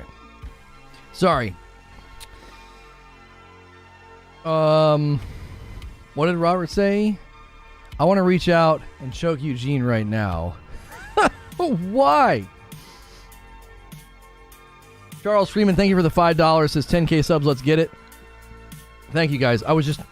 We had to respond to an email. Some of these potential sponsors, it's like they take 2 days to email you back. So I always email them as soon as I possibly can, in the event that they check it right then and respond.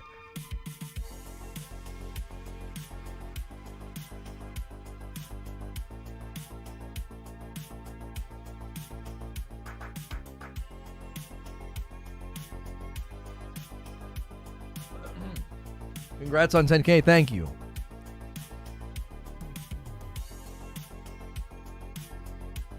This afternoon subject was a bit of a risk. I didn't know if there was going to be a big draw for people to be looking for it, because the game has kind of it was announced and now it's kind of fallen out of frame.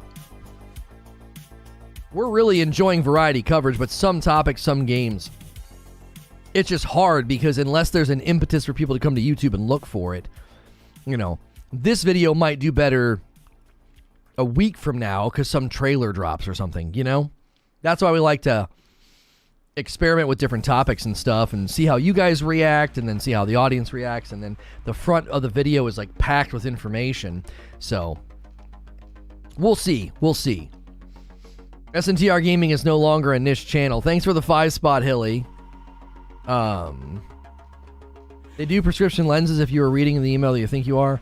They don't want to send a free pair of prescriptions. So I'm like, okay, look, I'll buy a pair, and then you send me a pair to demo and maybe some of your other stuff just to show on screen, so I could have my own pair and then pick up a demo pair to show. And then if the relationship's going well, I'll be happy to order more because they've got some very cool looking stuff. So they're willing to partner, but some companies don't do that. Especially given the size of this channel. If I was sitting here with 100K subs, they'd send me a box of frames prescription. We'll prove our mettle this year. Don't you worry. We'll have people knocking on our door. We'll prove our mettle this year. And the fact that we've got sponsors willing to work with us already is a good sign.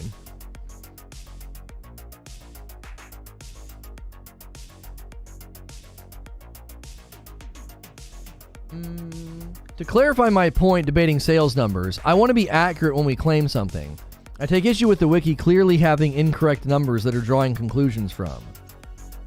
I don't understand. Where are you getting different numbers, and why would we trust those?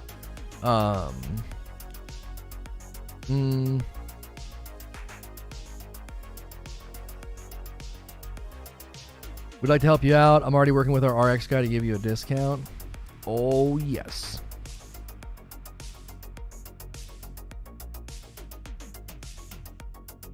You're the best.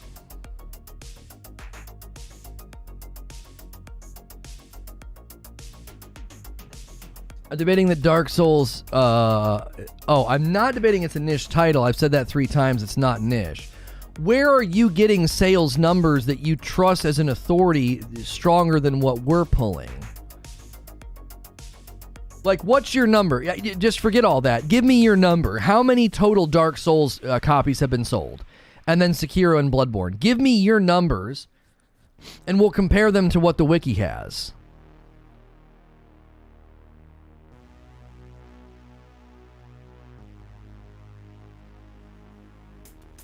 That's what I want to know. Because, like, what would drive you to conclude that, like, our numbers are either erroneous, unreliable, or incorrect, and therefore driving us to making wrong conclusions? So what's your numbers? Dark Souls 3 sold over 10 million. Yeah, on its own, right?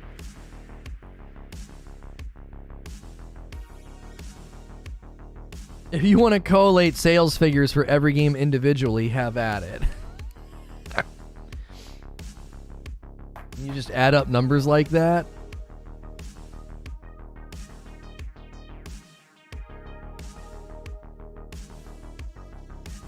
That's just 2020 sales? 10 million? Really? That's pretty impressive. Hopefully we can continue to get padding on this. I don't like being so close to 10K. I don't think the conclusion is wrong. I'm saying how we're getting there is incorrectly. I don't know if we're having delay or miscommunication. I want to know, where did you get your sales figures, and what are your sales figures? How dramatically different are they from the wiki? That's the question I'm asking. Like, okay, you're saying the numbers are incorrect on the wiki. Okay, well, we can talk about the reliability of Wikipedia another day. I'm not worried about that. Where are your numbers coming from, and how different are they from the ones that we're putting forward? That's what I'd like to know, because then we can develop a margin of error and say that the total number of sales lands somewhere in this spectrum. Simply spot checking other titles in the wiki having different numbers. I'm not using any particular authority. Okay. Not saying Dark Souls is niche, but how many sales bring a game out of the niche status? 30 million sales across all Dark Souls games is still low compared to other mainstream titles. No. We just walked through it. That's higher than Gears. That's higher than Splinter Cell. That's higher than Command and Conquer. You wouldn't consider Gears niche, would you? That would be a mainstream game. It was like a front and center game for the Xbox for a while. I don't think anybody would look at Gears of War and be like, yeah, that's a niche title. It's an iconic game with a strong lead. That's more than the Ratchet and Clank series, CS:GO. These are mainstream games, and the Souls games outsold them. Now here's the thing, K-Billy. You may be going through disillusionment, because I certainly was. When this subject came up a couple of weeks ago, and they started, Wheezy and Eugene started rattling this stuff off, I was like, what?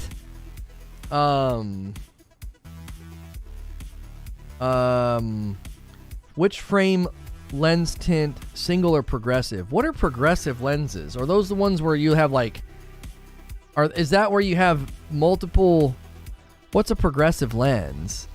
Are no line multifocal? No, they're not. They'd be single. Okay. All right. I gotta figure out which ones we were gonna go with. Oh shoot. Oh, I have it in a note. I made myself a note so I wouldn't forget this.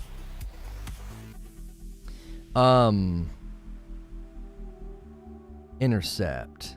Let me make sure that's right. Shop. Holy moly. Shop your glasses. Where is intercept?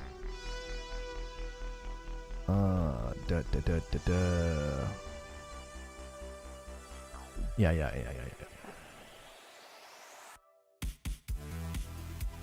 single intercept frames. And what's the tint described as? There's multiple tints. No, I don't want amber.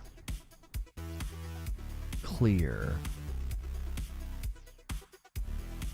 Yeah. 35 clear tint.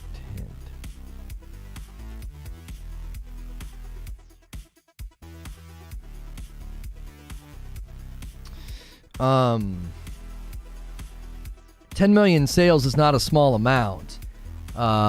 This is the last time it was updated. It's big worldwide. Gears is not really big worldwide at all. I'm telling you, I think that's one of the significant disconnects here, is that the Souls franchise, FromSoftware Games, they're so popular globally. I think that's where the disconnect is.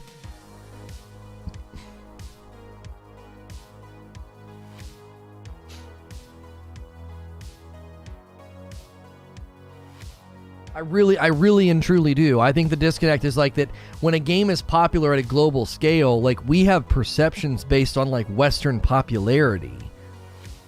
5 million sounds right for niche, but near games have outsold that, and those games are sold in niche territory.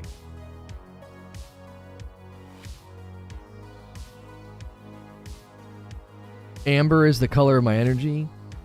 They actually have some really cool lenses. They've got clear like this, they've got the yellow, they've got the red, and they've got blue.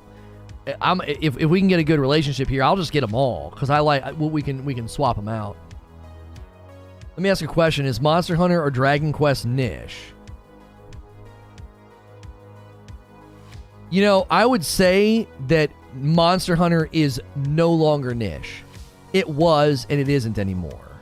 Monster Hunter is now more widespread, more popular, more commercially recognizable than it was years ago. It was, and now it's not. It's transcended out of a category of like maybe lesser known, lesser popular. Now globally, I could be way off base. You know, I'm thinking like 5 years ago, probably considered niche, maybe not super commercially successful, and then it's now no longer niche. It's been massively successful in its sales and its growth. Monster Hunter in Japan has always been massive. Yeah, the minute you go into the Asian market, all the rules and all the assumptions we have as Americans just get thrown out the frickin' window. Before Monster Hunter as a franchise, before World Monster Hunter as a franchise had sold 50 million copies. Yeah, see, I was wrong. Yeah. They have dope lenses and frames of various type. Hope this works out for you. Always like their products. Yeah, they're working with me, Bowers, because they're gonna try and, you know, get me set up. Like I said, I'd be happy to buy a couple of my own. They're not that expensive, and then I'd have, you know, a variety of ones to show on stream. I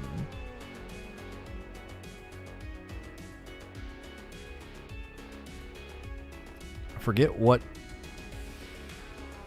Yeah, we were going to do clear and blue. Yeah, we were going to do clear, blue, and red. I wrote down which ones I thought looked good. Now, including World and Rise, they're sitting at 78 million. Yeah. I think this is just one of the areas where Americans are, in the most innocent way possible, the most naive way possible, Americans are very much, we're so geocentric that we forget there is just an absolutely massive gaming world out there that plays games in great quantities that we never touch.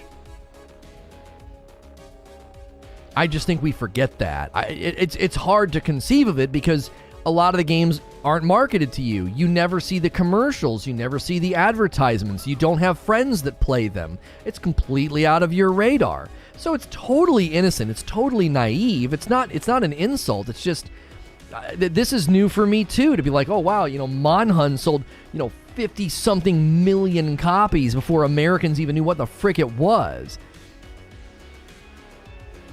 Next, you'll have me believe that the NFL isn't the most popular sport in the world. Yeah, you can certainly see this in the American, you know, instinctive dismissal. There's an instinctive dismissal of soccer. And yet it's the literal most watched, most played sport in the world, and Americans just dismiss it. Oh, it's soccer. Are you freaking kidding me? Like, just club play viewership is insane. Then Euro Cup, World Cup, our Super Bowl doesn't even come close. But it's just a geocentric thing. It's like you get locked into your market and what you think and, all those things. And it's not necessarily a mean or bad thing. It's just that's what happens when you sort of you pay attention to the things in your hemisphere of what's marketed to you and what you consume. Before Monster Hunter World, the series was niche in the Western markets. Monster Hunter World really took it out of that category. Yeah, you could be specific and you could say it was pretty niche in the American market. It wasn't super popular, but it was, it was selling like crazy, in the Asian market. Recognize that soccer is more popular worldwide. I also recognize that everyone else is wrong. The fake injuries keep me from liking it. Are you talking about the NBA?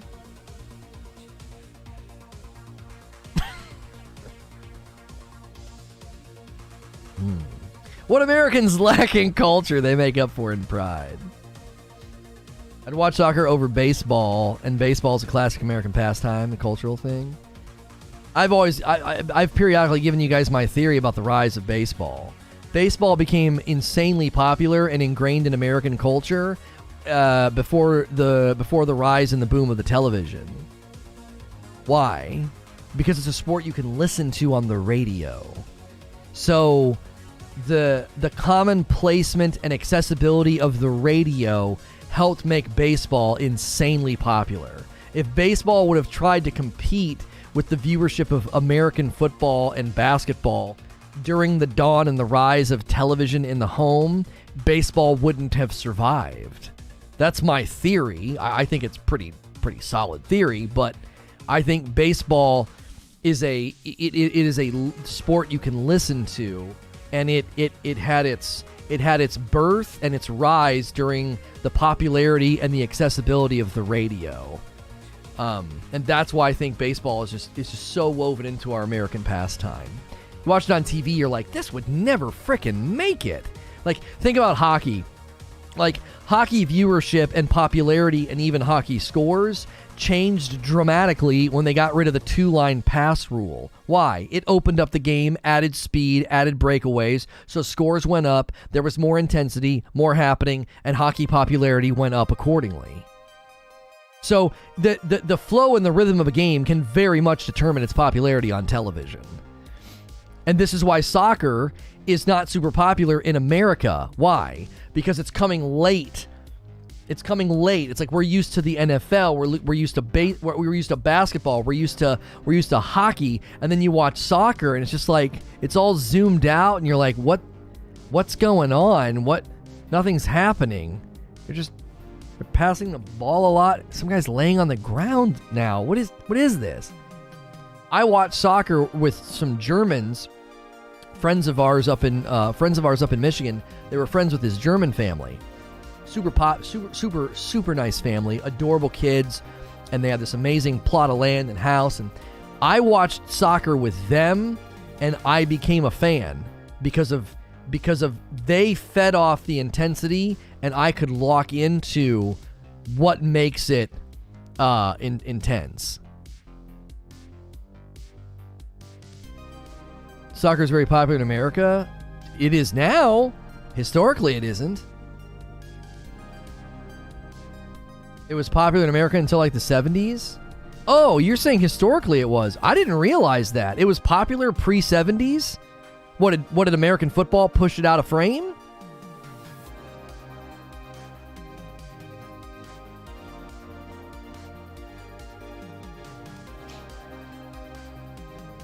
Baseball needs to hire Ted Lasso.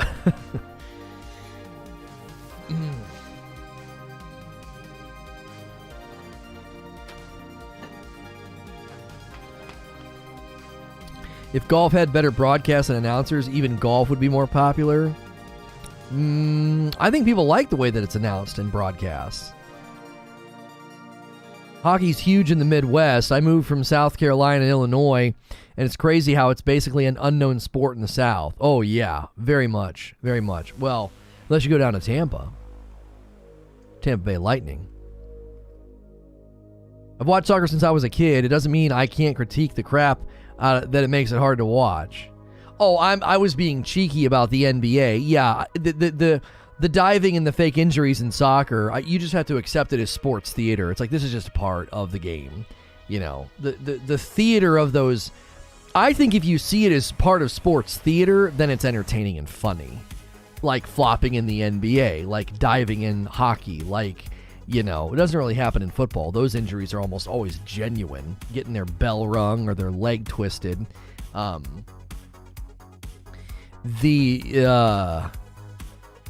I do think that you have to embrace you have to embrace the sports theater of soccer, and then it's a lot more enjoyable. Because it is. If you're not familiar with what's going on, it can be incredibly frustrating. Hey, somebody ordered some coffee. That's 2 orders for the day. A red light, yellow light, green light. There it is. K. Billy with the traffic light special, my man. Thank you. I'm not a sports guy in general, but if I was going to watch any of them, it would be American football. Again, the diving and fake injury is more prolific in European football. In England, we can't stand it, and the referees allow more contact and will penalize simulation. Oh, there's an actual, like, documented case about how soccer lost America. Huh.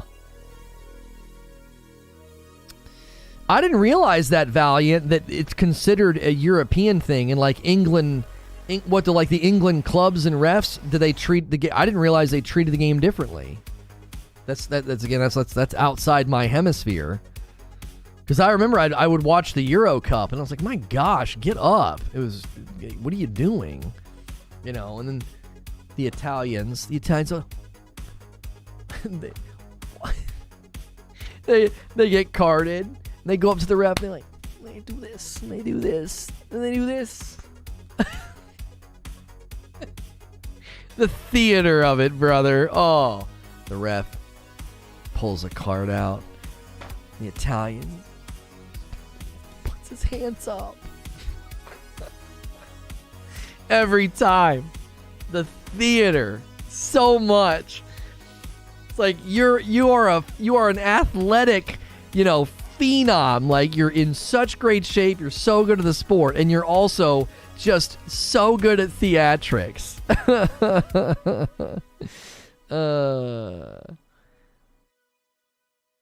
How many subs at 10K? If it's only a couple, I got you. What do you mean you got me? Don't make a bunch of accounts. We hit 10K legitimately. We've got 10,000 and a little bit. 10,004. The gabagool. It seems... Oh, okay. Valiant says, it stems from English teams being banned from European football for a period, and so the 2 games developed separately. English football became more physical and faster paced. Does that have any relation to rugby? Is rugby more popular in England than other places? Or is that, I'm guessing, is that completely unrelated, Valiant? Is rugby more popular, more commonly found in England, or am I wrong in that? I don't know rugby's regions of popularity.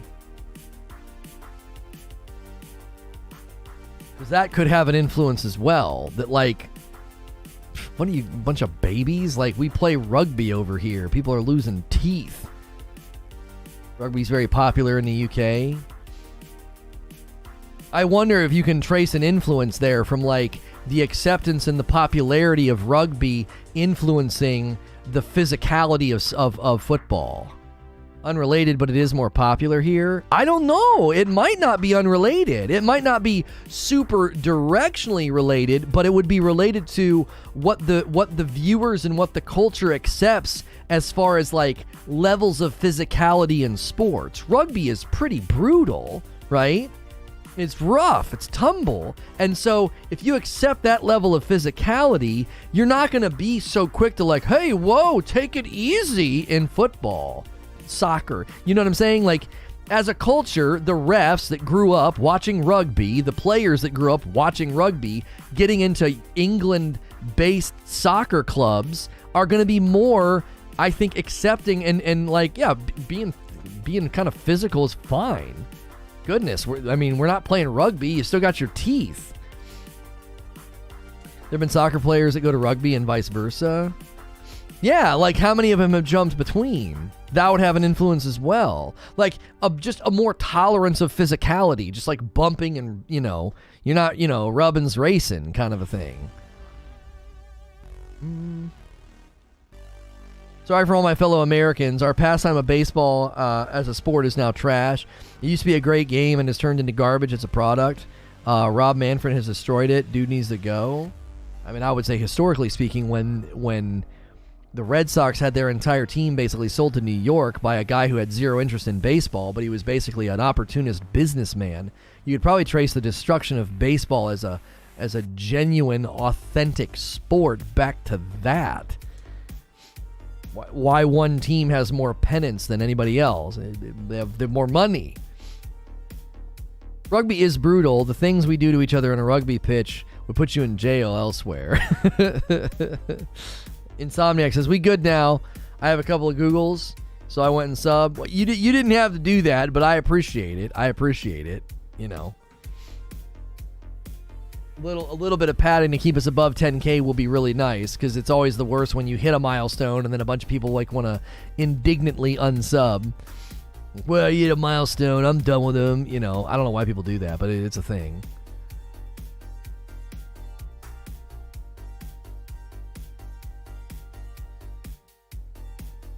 I need to watch some dude talking head to know more about basketball or football. There's plenty of good websites like The Ringer as well. It's good analysis from smart people with blogs and YouTube. I'm not sure what Weez you're talking about. Alarian with 3 months. Free member milestone chat. Let's go 10K.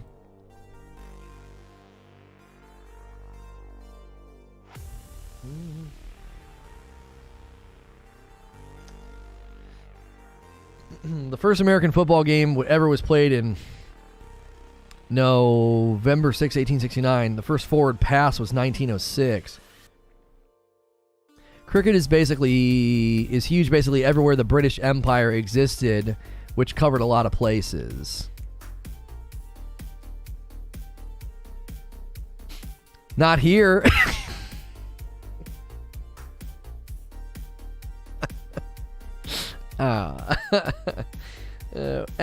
Anywhere the British Empire existed, which covered a lot of places. Not here, sucker.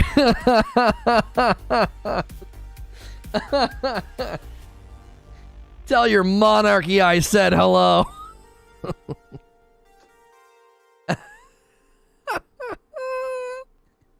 Hilly's awful quiet all of a sudden. Hilly's like, shut up.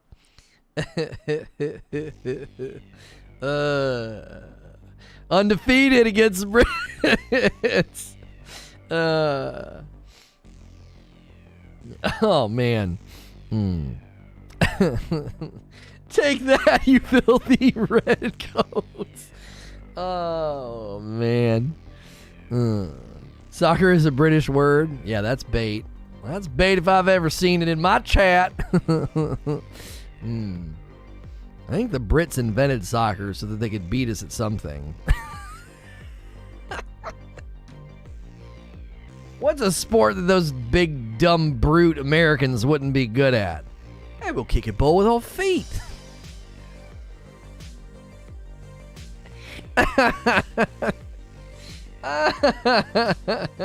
At this point, I want to remind Lono he lost to a Brit in baseball. Yeah, I got a phone call from the president about that. You're a disgrace to your country, son. Happens again, we're going to deport you. Can't deport me, I'm an American citizen. Well, watch us. I don't know what you're talking about. They don't teach us about it in school for some reason.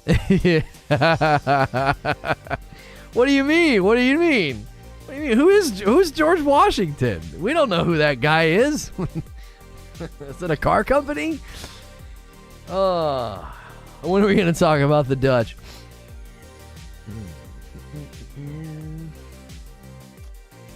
Queen asks how you're getting along and when you're going to master the English language.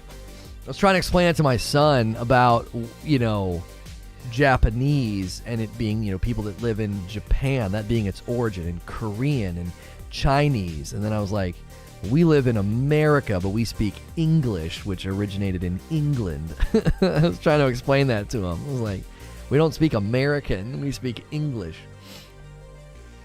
5 spot from Smashville. I spent 3 years in England for training. The top 3 sports were soccer, rugby, and cricket. Hurling was somewhat popular, depending on where you were. Hurling? Instead of curling? What's hurling? Is that thing where they throw stuff? Is it a little bit like the... What's that called in the Olympics where they chuck the thing? Let me explain that to him. You never explained the Dutch thing, Lono. Isn't it about time that you did? 5 months from a coup de papa and a tier 3 membership. We're the only country to have beaten the Brits twice and continue being a country. Hurling is Irish, isn't it? Yeah, I don't know.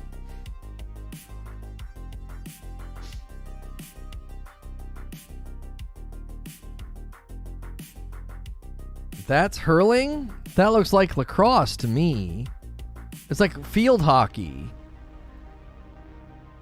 Hurling's when you drink too much. It's like rugby, but with a small ball and sticks. Yeah, Fuzzy put one in the Discord. Yeah, it looks kind of like field hockey and lacrosse had a baby. Yeah, that's not it. That's the shot put. Sven. You're thinking of the shot put.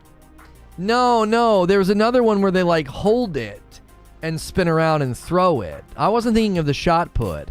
There's the one where they hold it and they spin, and then it's attached by a rope or a string or something.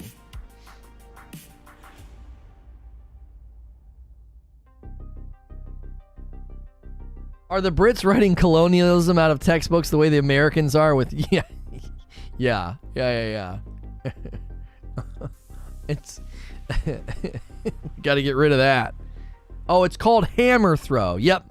I was thinking of hammer throw, not shot put. Yeah, because in my mind, when I hear hurling, I'm like, well, yeah, they are hurling that thing.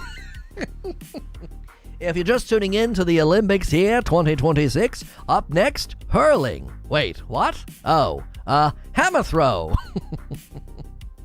What are they building what are they working on? Is it a roof? What do you mean a hammer throw? Looks to me like they're hurling something.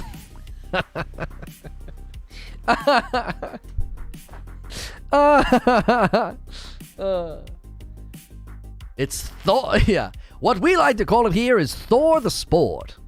How far can you throw Mew Mew?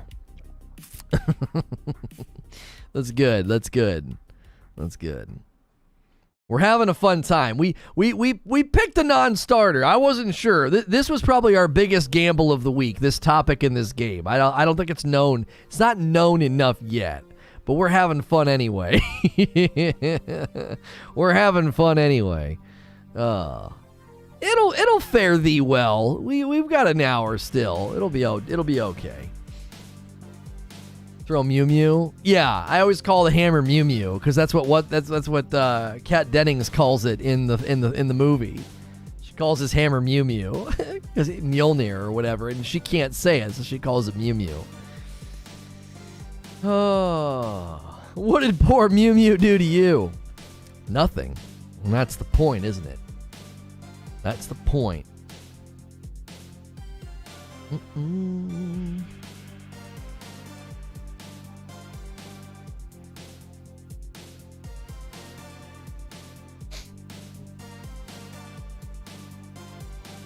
Yeah, she's like, Mew Mew. Yeah, she says it again in that movie. She's the only reason that the Thor the Dark World is tolerable. She's very funny in it. She's very funny. They do everything they can to hide how beautiful she is. And then in WandaVision they were like, "I'll forget it." In the first 2 movies, they're trying to hide it. They're like, "She's not gorgeous. Trust us. She's, put a scarf on, put a stocking cap on her. hide all that. And then WandaVision, they're like, forget it. She's hot. We don't care. We don't care anymore. You know what I'm saying? She could rival ScarJo for, like, she could have been Black Widow, you know? Her voice wouldn't have worked for her. I think her voice is too, like, it's got an edge of silliness to it. But, yeah, they did everything they could to hide the fact of, like, what Kat Dennings really looks like in Thor 1 and 2. And then in WandaVision, they're like, that's fine. Every episode of WandaVision, my wife's like, her lipstick is, like, perfect. I'm like, yep, it certainly is. It certainly is. You have an unhealthy crush on her? I'm telling you, I think 9 times out of 10 with people like her, it's the personality. Like, I think Anna Kendrick is, like, just fabulous, and a lot of it's her personality. She's just so charming. I mean, it doesn't hurt when you are gorgeous, but personality goes a super long way to, like, enhance how pretty they are. She's wearing lipstick. That's what my wife was always saying. It's like the perfect shade. It's like the perfect color. Like, it just looks perfect. It's like my wife was always annoyed. Not annoyed. She was always like, my goodness, how do they get it to look like that? Professional makeup artist, I'm assuming. Yeah, her voice is a little too nasally. That's a better description. A little too nasally to be Black Widow. But if you took pictures of her and you put her in, like, mock-ups and outfits, she could have been any one of, like, the superheroes, because they're built like that. They're always very, like, busty and very hot. They try their best to hide that. It's like, you know, they got her wearing scarves and jackets all the time. It's like, no, we can't have that, you know. They didn't want her overshadowing Natalie Portman. The bikini goes further. Anna Kendrick's one of the most talented human beings on the planet. Oh, yeah, she's super talented. Super talented. Very funny. Very funny. There are certain people, like, you watch them do an interview, and you're like, oh, you could hang out with this person and not feel all, like, starstruck, intimidated. They're just so nice, you know? She's not quite Janice from Friends, but she's on the way. Yeah.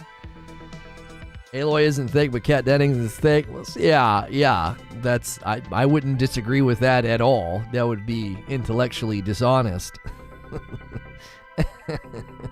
Yeah, Anna Kendrick's a nut. She's a nut. Very funny. Come on now. Oh. That was only one. I was hoping for a bunch. Hoping for a bunch of neck pops. Didn't happen.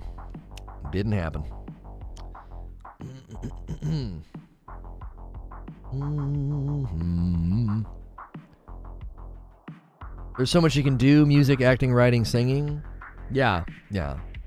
That's like Hugh Jackman. A lot of people don't realize that about Hugh Jackman, is that he is a triple threat. He literally can act with the best of them, and he can dance with the best of them and sing with the best of them. Like, he's all the way. I mean, he's got it all. And I mean that. He's got it all.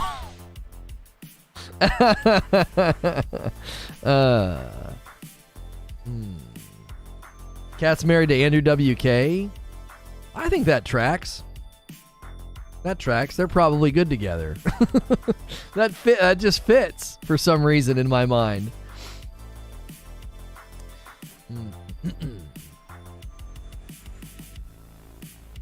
Pretty sure if I was in the same room with her, I couldn't breathe. Can Momoa sing? I don't know. He can throw axes. I saw a clip of him throwing these axes. I was like, my gosh. Okay, Daddy. Okay, Daddy. What else can you do? Pick me up and take me home if you want. The Greatest Showman, extremely underrated. I don't like musicals, but I love that. Yeah, I'm not a big musical guy either. I thought it was fantastic. As a dad, I think it cheats a little bit. It cheats, Creature. You know, as a dad, it cheats. It pulls at the heartstrings.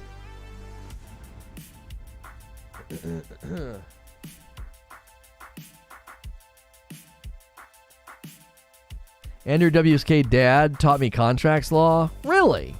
I saw that picture go viral on Reddit of the guy who's like, oh, my dentist is Chris Evans' dad. My dentist is Chris Evans' dad. He never put two and two together that his dentist had the last name of Evans and looked like Chris Evans. He never put it together. It's like, I think I would put that together. Like if I was going somewhere and like, you know, the guy's last name was, you know, Downey, and he looked like Robert Downey Jr., I'd be like, are you related to RDJ? Your name's Robert. Which body pillow would you buy first, Henry or Jason? Jason. No hesitation. Henry Cavill's there. He's close. But Jason Momoa probably smells like sandalwood, you know? Just let me cuddle up there a little bit. You know, nothing needs to happen. Just a little snuggle from the guy, you know? Just make me feel safe. Make me feel safe.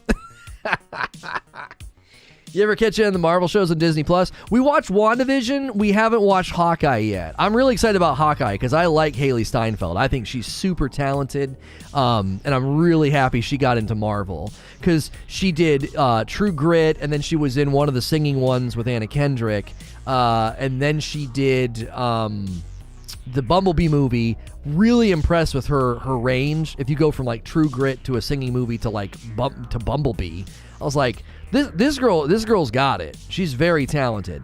Throw her in Marvel, crush it. Snow can do a great rendition of Never Enough from Greatest Showman, but don't let Snow tell you otherwise. That song's killer. I remember hearing that and I was like, what in the world? This is incredible. Just whoever wrote the music for that movie, wow. They're so well written. You know what I mean? So well written. This video will probably not get monetized. Doc Unleashed number 3, 56 minutes ago. Him like screaming and yelling and stuff, getting angry. Momoa quickly defended himself, saying, I'm Jason Momoa, I don't stink, before noting that he smells like fire and oil. Someone noted that the Game of Thrones star smells like a lot of essential oils, but if you give me a hug, it's like a breeze that Palo Santo comes from his armpits. Not quite sandalwood. I was close. I told you that he smelled good. You can just look at him and tell that he smells good. You can just look at him and tell. That guy smells good. A hug from him is probably very memorable. Yeah, I saw Falcon and the Winter Soldier and Loki. Yeah. I forgot about those. Yeah. Those are very good. I liked them a lot. They're crushing it with the Marvel series. I think Lono will be satisfied with Hawkeye. I've been told that, yeah. I've been told that I need to watch it before I watch Spidey. Which, is that true? No spoilers. Don't go into details, please. Is that true? Should I watch it before Spidey?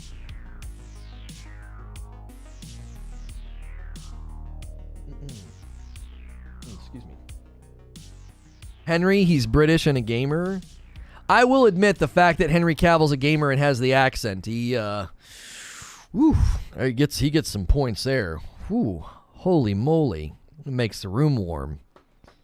Wheezy says doesn't matter. Okay. Yo, what's good, feed? Good to see you this afternoon.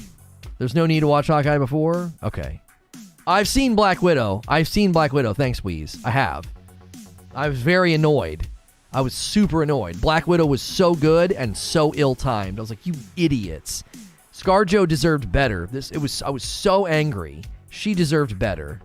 That should have come out. Ugh. She should have been the first to get a female lead Marvel movie. They totally messed that up. She's got great range. She is very believable. Her emotional transformation as a character, they freaking screwed that up so badly. ScarJo got friggin' robbed. She got robbed. Everybody's fawning over friggin' Captain Marvel. Shut up. ScarJo's rendition and transformation and evolution as Black Widow is one of the best arcs in the MCU. She's got one of the best arcs in the MCU. Captain Marvel, Brie Larson, slobbering over her. Shut up. Late edition. I liked Captain Marvel, but I didn't like how everybody slobbered. It's good to finally have a really strong female lead. You've not been watching the MCU then. I need to go watch Spider-Man already. I was waiting for my brother-in-law and nephew, but my sister informs me that the nephew now just asks questions throughout whatever movie he watches. Apparently he picked apart Home Alone as they watched. Captain Marvel's so bad. I actually thought Captain Marvel was totally fine. I actually liked it. It didn't bother me like it bothered everybody else. But it just like, everybody slobbered over her and slobbered over the character. I was like, I don't get what you guys are talking about. We have amazing female characters in the MCU. Really strong, awesome, loyal, sacrificial leads. And you're Captain Marvel. Whatever. Did you watch Black Panther? Did you watch how Pepper Potts ran Stark Industries? Did you watch the transformation and the loyalty and the strength of Black Widow? I don't think you did. If you think Captain Marvel's more interesting or cooler or stronger, she's nothing compared to them. She's great, but she's just a big giant, metaphysical hammer. Told you you're gonna reach 10K. Thank you, James. It's not bad, but it's not that good. I'm telling you. Did anyone notice that Captain Marvel's face was puffy? It's definitely more of a Kate Bishop show, but that's okay. Clint's involvement was great. I don't care. I think Haley's just adorable. Good for her. Let her take the character and go. Those were all side characters. I get that, Ashen, but they could have given Black Widow her own movie earlier. She should have been a more main character. What do you... She's not a side... She's a side of a character as Hulk, then. What do you mean? And that the Hulk thing's tied up in rights. But think about it. Think about the way they set up the scenes and stuff. She's as prominent as the Hulk. I mean, you got Iron Man, Thor, and Cap. And what everybody else is just window dressing? I don't know. How was Hawkeye? I've heard nothing but good things about Hawkeye. Even then, it felt like Black Widow was more aimed at introducing and setting up Florence Pugh than honoring ScarJo.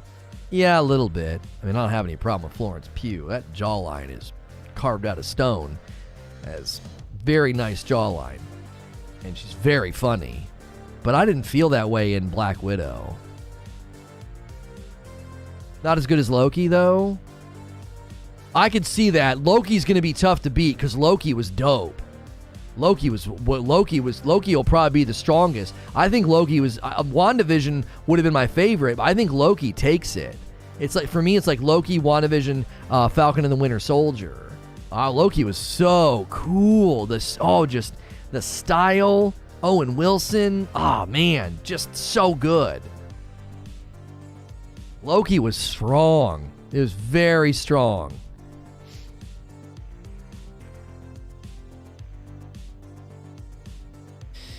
Black Widow's a side character just like Hawkeye, don't at me. But she doesn't have to be, Robert. That's the point. Nobody has to be a side character. They don't have to stay there. Yeah, I have, Wheezy. I'm all caught up. I was loving it. Loving it, bro. Oh my gosh. As a Star Wars fan, dude, just grinning ear to ear like Jon Favreau. All hail Jon Favreau, bro. All hail Jon Favreau. He deserves to be like, he is Star Wars deity, brother. Yes, I'm just loving it. Oh, it's like, I thought I was liking Mando, but this is excellent. This is so good. It's so good. It's like it just feels like Star Wars. Like, this is it. This is what I grew up with. This is Tatooine, baby. Like, this is it. Oh, Favreau and Filoni are gods. Yeah, it's out, Eugene. They hit every Wednesday. The new episodes hit every Wednesday. There were elements of the second episode that people criticized, but I really liked it. I did. I really liked it. No spoilers. It is more... Actually, it's a pretty good mix of present and flashback, because they do the flashbacks. I think it's a good mix of both. I think people got annoyed with how long the flashback lasted, but it's dope. It is dope. First episode was meh. What? What? What? What are you saying? It's been so good. Like, as a Star Wars fan, I'm just like, I'm grinning ear to ear. I'm like, this is just excellent. Like the end of Mando, right? You guys know the end of Mando, right? You know, when like the X-Wing shows up. Oh my gosh. Goosebumps. I got emotional. I'm not kidding you. I got emotional. I cried a little bit. Like the music, I couldn't take it. I was like, I grew up with this. This is such a great, this is just so honoring, you know? Ugh. So many callbacks. Yeah. My favorite is how often they use Ichuta. It's so good. Wheezy, did you see that the second episode, no spoilers, the second episode created characters of canon, sort of, that were from like a deleted scene from New Hope? Did you see that report? I thought that was extremely cool. Extremely cool. They took a character from the comics? Oh, really? Lono crying doesn't mean anything. He always cries when watching TV. I do cry virtually every episode of Downton. I do. I'm a bit of a crybaby. Yeah, they did such a good job making him look cool. His bald head. Can't spoil, so I'll DM you. Okay. People criticize the beginning of Mando too. They just don't understand good pacing. Mando is just one of the greatest westerns ever made. It's so good. Modern day space western. Wait, hang on a minute. Let me click on this. Oh, no way, Wheeze. Yeah, I was like, you know what's funny, Wheezy? I was like, I don't think that was just like hey, this would be really cool if we did this with this, you know, thing. I'm trying to be very careful here. I thought that was too, that character looked too iconic. I thought that, Wheezy. I was like, huh. That's something. I was like, that character's coming back. Too much detail. That's right. Oh, golly. That was excellent. That was so well done, bro. Oh, I'm thrilled. I'm thrilled as a Star Wars fan. Really. You still can't with Mando? Why? I don't get people that don't like Mando. My son will play the Mandalorian soundtrack, and I immediately like, oh, I want to rewatch. Like that. Doo-doo. And it's got like the whistle, kind of like the old Western influence. Oh gosh, it's so good. Were you crying watching the TV because the community got you the TV or the show? You must remember how much we put you through that day. No, it's because of the shows. If it involves a damaged character, especially if it's a woman, I'm a wreck. Because it, like, especially in Downton, it's all of his daughters, and they go through some horrible stuff, and it just immediately makes me think of my family and my daughter, and I'm just I'm like, just oh man. There was a scene in Downton where there were three people in a room that had suffered very similar losses, and it was just such a random. They were kind of they're not a random group, but they're certainly all, you know, in different phases of life in different circles. But they all ended up in this room together, and they each shared about their loss and what it meant and how they were getting through it. And it's just, I was done. I was absolutely done. It was so raw and honest about grief and loss, and I was sobbing. I'm telling you, everything that happened in 2020, everything that happened and the loss and the grief and all of that, dude, I tell you what, man, movies and shows hit hard now. They hit way different for me. They hit real different. In a good way. in a good way. It's so much more robust and real and raw for me because like I know what it is to lose so much and to be at the end of your tether, you know, and to have good people and persons in love pull you back, you know. It just makes it more real.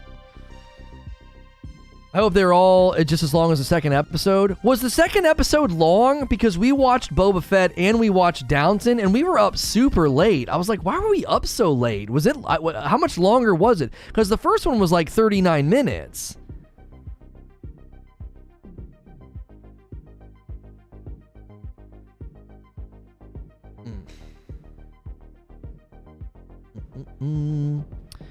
When you make me wait a week for an episode, I'm going to hold you to a higher quality, and the first episode of Mando didn't reach that. I disagree. I was thrilled, and I wanted more. I completely disagree. I thought the first couple episodes of Mando were exactly right. It was 55. Oh, the second's almost an hour. I was like, what happened? Like, our son kept getting up, and we thought maybe that's what it was. I was like, maybe he just kept getting up, and we had to keep pausing Book of Boba Fett. So I thought it was maybe him. I was like, why is it so late? Like, we went to go to bed, and I was like, what happened? And that must have been it, because Downton episodes are pretty long, too. They're like miniature movies. That's why I love Sherlock. BBC Sherlock was so good. Each episode's like a miniature movie. Loved it. They were supposed to do another season, and production and all that got jacked up because of the sickie.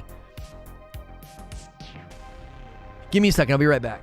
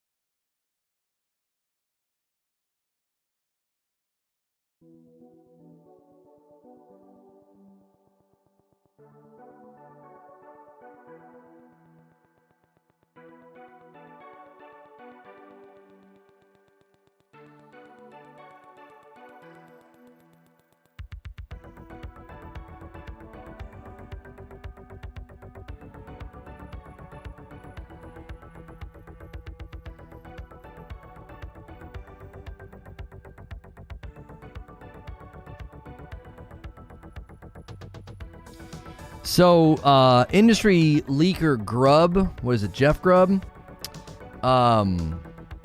Saying about the Star Wars Jedi Fallen Order 2 being announced at E3 or before E3, probably around May of this year, saying it's a likely bet the game arrives early 2023. But that's our release window speculation from Grubb.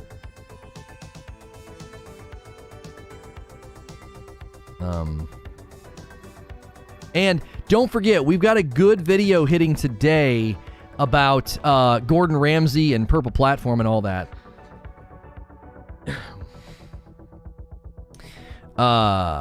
We've got a great video hitting today, and Gordon Ramsay, kind of calling people out for streaming the program in a tweet last night might actually help the video perform really, really well today. We had a short hit last night. It's basically a highlight from the video, and it performed really well. It took off and surpassed our NFT marketplace video. So it got snagged and took off.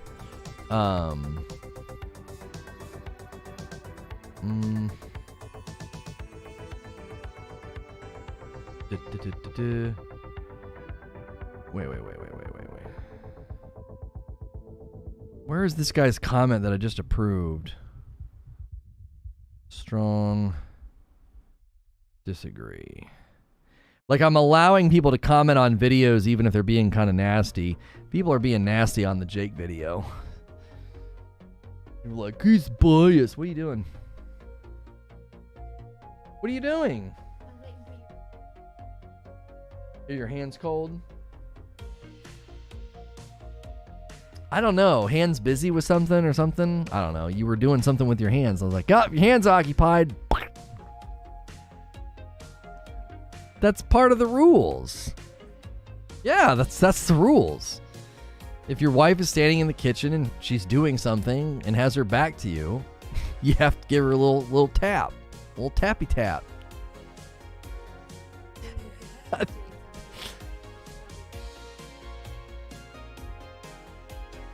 Uh-huh. Oh, a little squeezy squeeze. Yeah, well, that's a bit different. That's a little bit more involved. That's the rules. Like, to the married guys in the audience, like, if you're walking through a room, mainly it's the kitchen because they're doing something with their back to you, at the counter, at the stove, or whatever, because that's where they belong. Kidding. You can't cancel me, suckers. Anyway, that's the rule. You walk through the kitchen or whatever room they're in, and if they're occupado, they're doing something, you give them a little, And if you don't, they'll be like, what's going on? Why did you not do that? Tappy tap. You got to smack that rear, says Hags. That's right. That's right. Clipped, you're done. I don't know if you realize this or not, but you can't cancel. It doesn't work. You know what I mean? It's like double jeopardy. You can't cancel what's been canceled. It's impossible. We just got to 10K. We can't do this again. That's right. Can confirm that is the rule. It is. It's the rule. Does Madam know of this rule? She needs to be educated. She does. She knows about the rule. She gets me back, though. She gets me back. Don't worry. Tap is given, and it's understood that if you grab, you just started something. Yeah. There's an escalation to it. That's right. Yeah, and whether or not the kids are home, age, they might be out because our kids don't go anywhere. So are they asleep? Give a little slappy, make mama happy.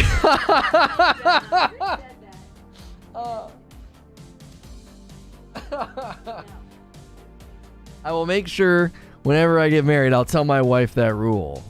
You won't have to. She already knows. My friend Lono told me it's a rule. She said, I'm going to talk to him.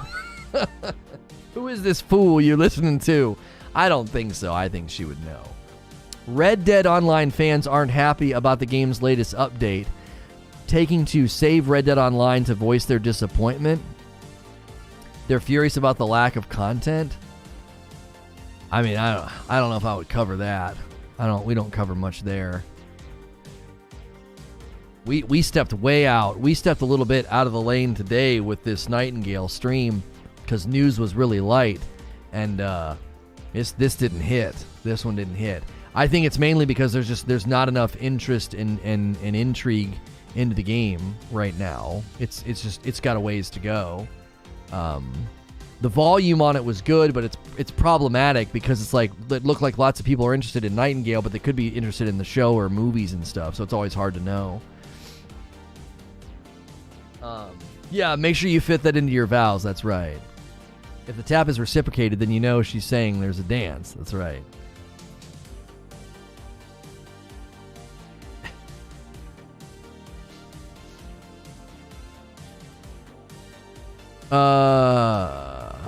Also does Minecraft. Oh, TTYL as a survival game. Has anyone... if SF Rail coming back more than 3 times? I don't know what you're talking about. It does not look awful. There's a literal video game. Walk in the footsteps of Jesus in this incredible first-person retelling of the story of Christ from birth to resurrection. I gotta tell you, I'm not gonna play that game. I have to just be just honest with you. I will not be playing that game. You know? Trying to feed the 5,000 today, guys, and we keep stalling out at 3,000. It's a tough mission.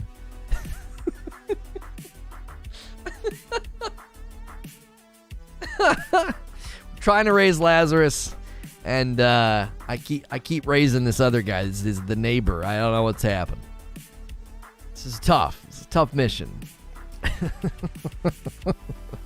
That seems in bad taste.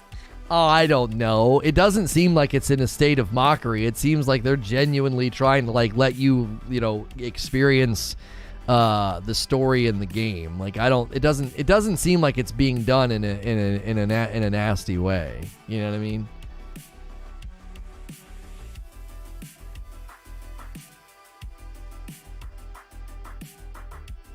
Is it an RPG? Can you be the Romans? Yeah. In your character creation screen, you're like, oh, who do I want to be for this playthrough? You know? Just marry. There it is, Eugene. You idiot. That's perfect.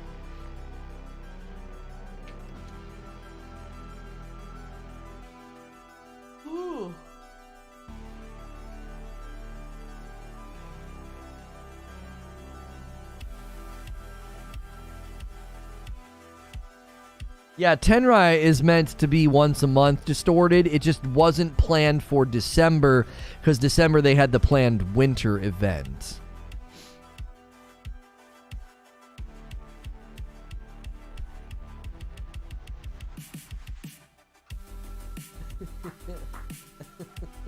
Did Jesus get stung by a bee? Woof. Oh my word. You guys are awful, man. There's over 30 miracles.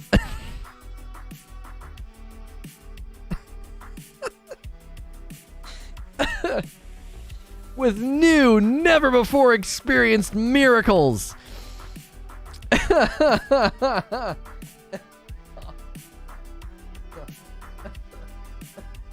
gosh. And in 3 days. Yeah, that's where the simulation would break down. Inspired by the New Testament, Rad's like, I hope so. Oh man. That was funny. I take absurd premises to the most absurd. Yeah.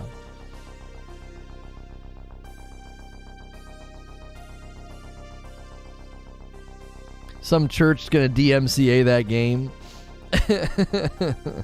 Maybe.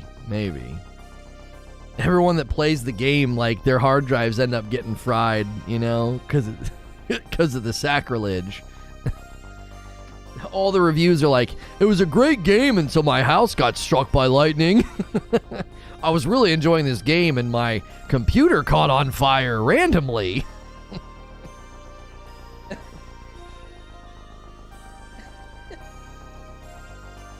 Great game until I got leprosy.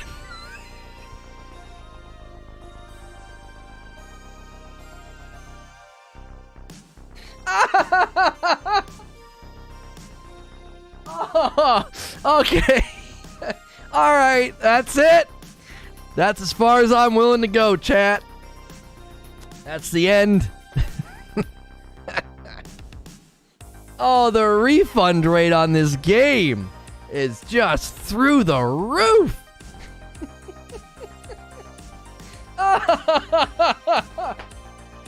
Oh, and there goes 10K. Creatures just sweating. Listen. These are my people. I can make fun of this. That's how it works, right? These are my people. I know what they would be okay with and what they wouldn't be. I'm in the lane. I'm in the lane. Don't worry. The Christians aren't going to come for me. Don't worry. I stayed in a safe lane. Oh my gosh, Abe. No, stop. What do you mean, you people? They're my people. They're my people, Weez. Oh, golly.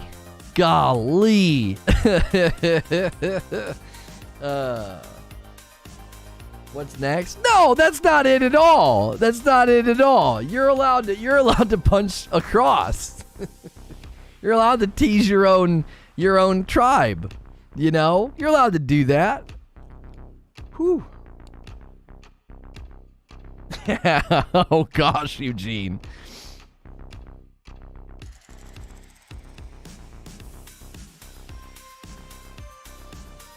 I didn't realize it was a role-playing game. Yeah. So does this game have a sequel? There it is. Yeah, well, the sequel, you have to play as a different character. You have to play as the Apostle Paul.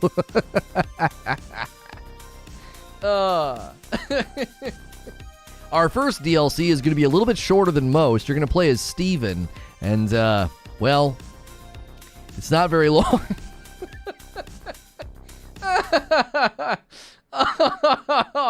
Oh, gosh. What a trip. Dude. That's funny. Is this an example of another niche title? Yes. FromSoftware games, not niche. Jesus Christ Simulator? Yeah, that's pretty niche. That's pretty niche title, baby. Walking on water and stuff. I mean, there's not a lot of games where you play as Jesus. Hear me out, guys. I know this is controversial. It didn't test well in the marketing, but what about Jesus too?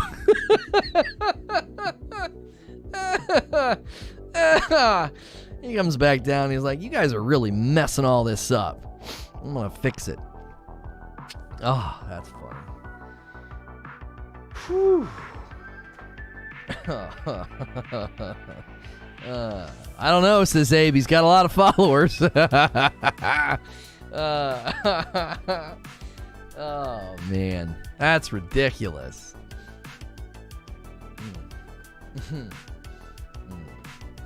Noah prequel? You're going back pretty far if you think Noah's the prequel. Jiminy Christmas, Hilly. Just go back to Adam. My gosh. The prequel is Noah? Jiminy Christmas. You're going to make a lot of games.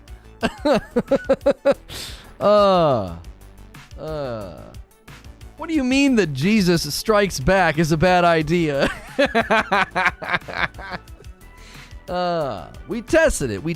The Savior Strikes Back tested much better in the Western markets. It just rolls off the tongue a little bit easier. The Savior Strikes Back. Now, this one here was a bit of an edge case, but we did have some people that really liked the Messiah Claps Back. But we don't think that's really going to fit, across all the multicultural representations of Christendom in the United States. So the Messiah Claps Back got shelved. Oh. Oh, golly. It would depend on the publisher. If it's EA, then it's definitely New Testament. But it's FromSoftware, it'd be Old Testament. Yeah. If FromSoftware made a Bible story game, I mean, I'm thinking there's only a couple that would work. Samson would be one, Your first fight, it's a lion. It's going to be a tough one. Then you got to use this jawbone on these 150 dudes up on this hill. Gets really hard. It gets really hard in the late game, dude. Why? Well, they cut your hair. It gets really tough. All your work and all your build, all your strength. Yeah, it gets a lot harder at the late stage. Oh, man. Samson reviews. It's not bad until the end game. Oh, gosh. That's funny. Oh, man. That is so funny for, only people that get it. The fishing would be dope, though. There you go. Oh, man. It's got mad boss fights. Oh, my gosh. Is that an actual clip from the game? Oh, Jiminy Christmas. Whew. They'd have you as Noah trying to prevent the flood instead of building a boat. Let's see. One man against water. How's this gonna go? That is good. That is so good.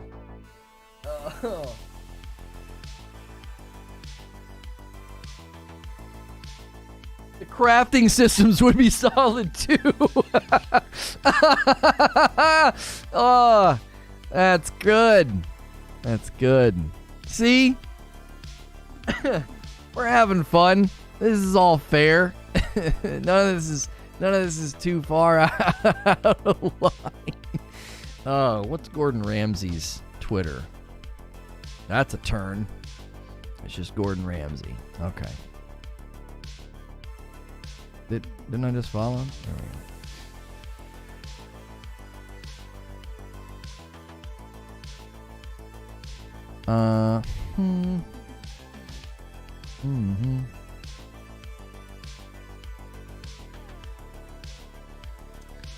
Okay, I gotta get this premiere ready for you guys. We got a really good premiere on Gordon Ramsay and the Twitter thing. It's gonna be good. It's gonna be good. And with his tweet last night, it's probably gonna help.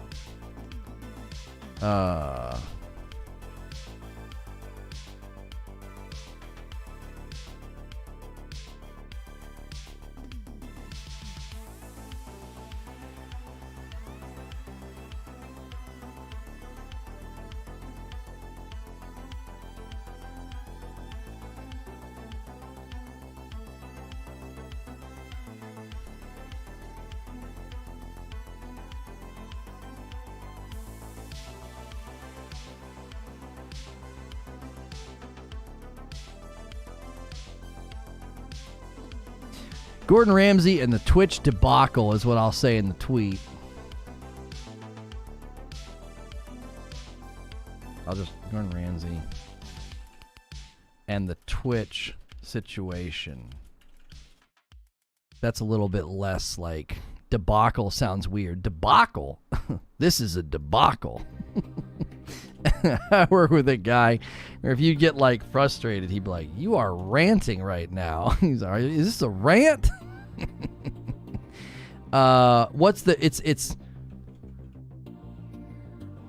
It's Top Chef, Master Chef,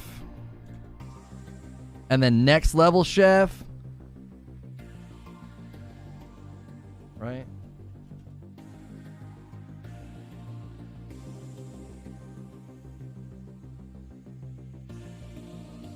All right, I need you guys to support these premieres really strong in the afternoon. We're going to have some good conversations tomorrow about Elden Ring and people being overly critical about the situation with Elden Ring and the graphics and reusing assets. That should be a really, really good conversation, and then more Sekiro. But do me a favor, click that link in chat.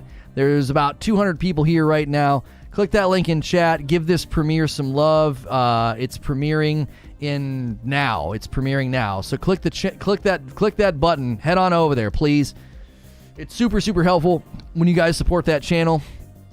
We unlisted 13 million views worth of vids, and you guys have been super helpful in getting that channel up and running and just doing well. So Click that link, and I'll see you guys over there, and then I'll see you tomorrow for From Friday.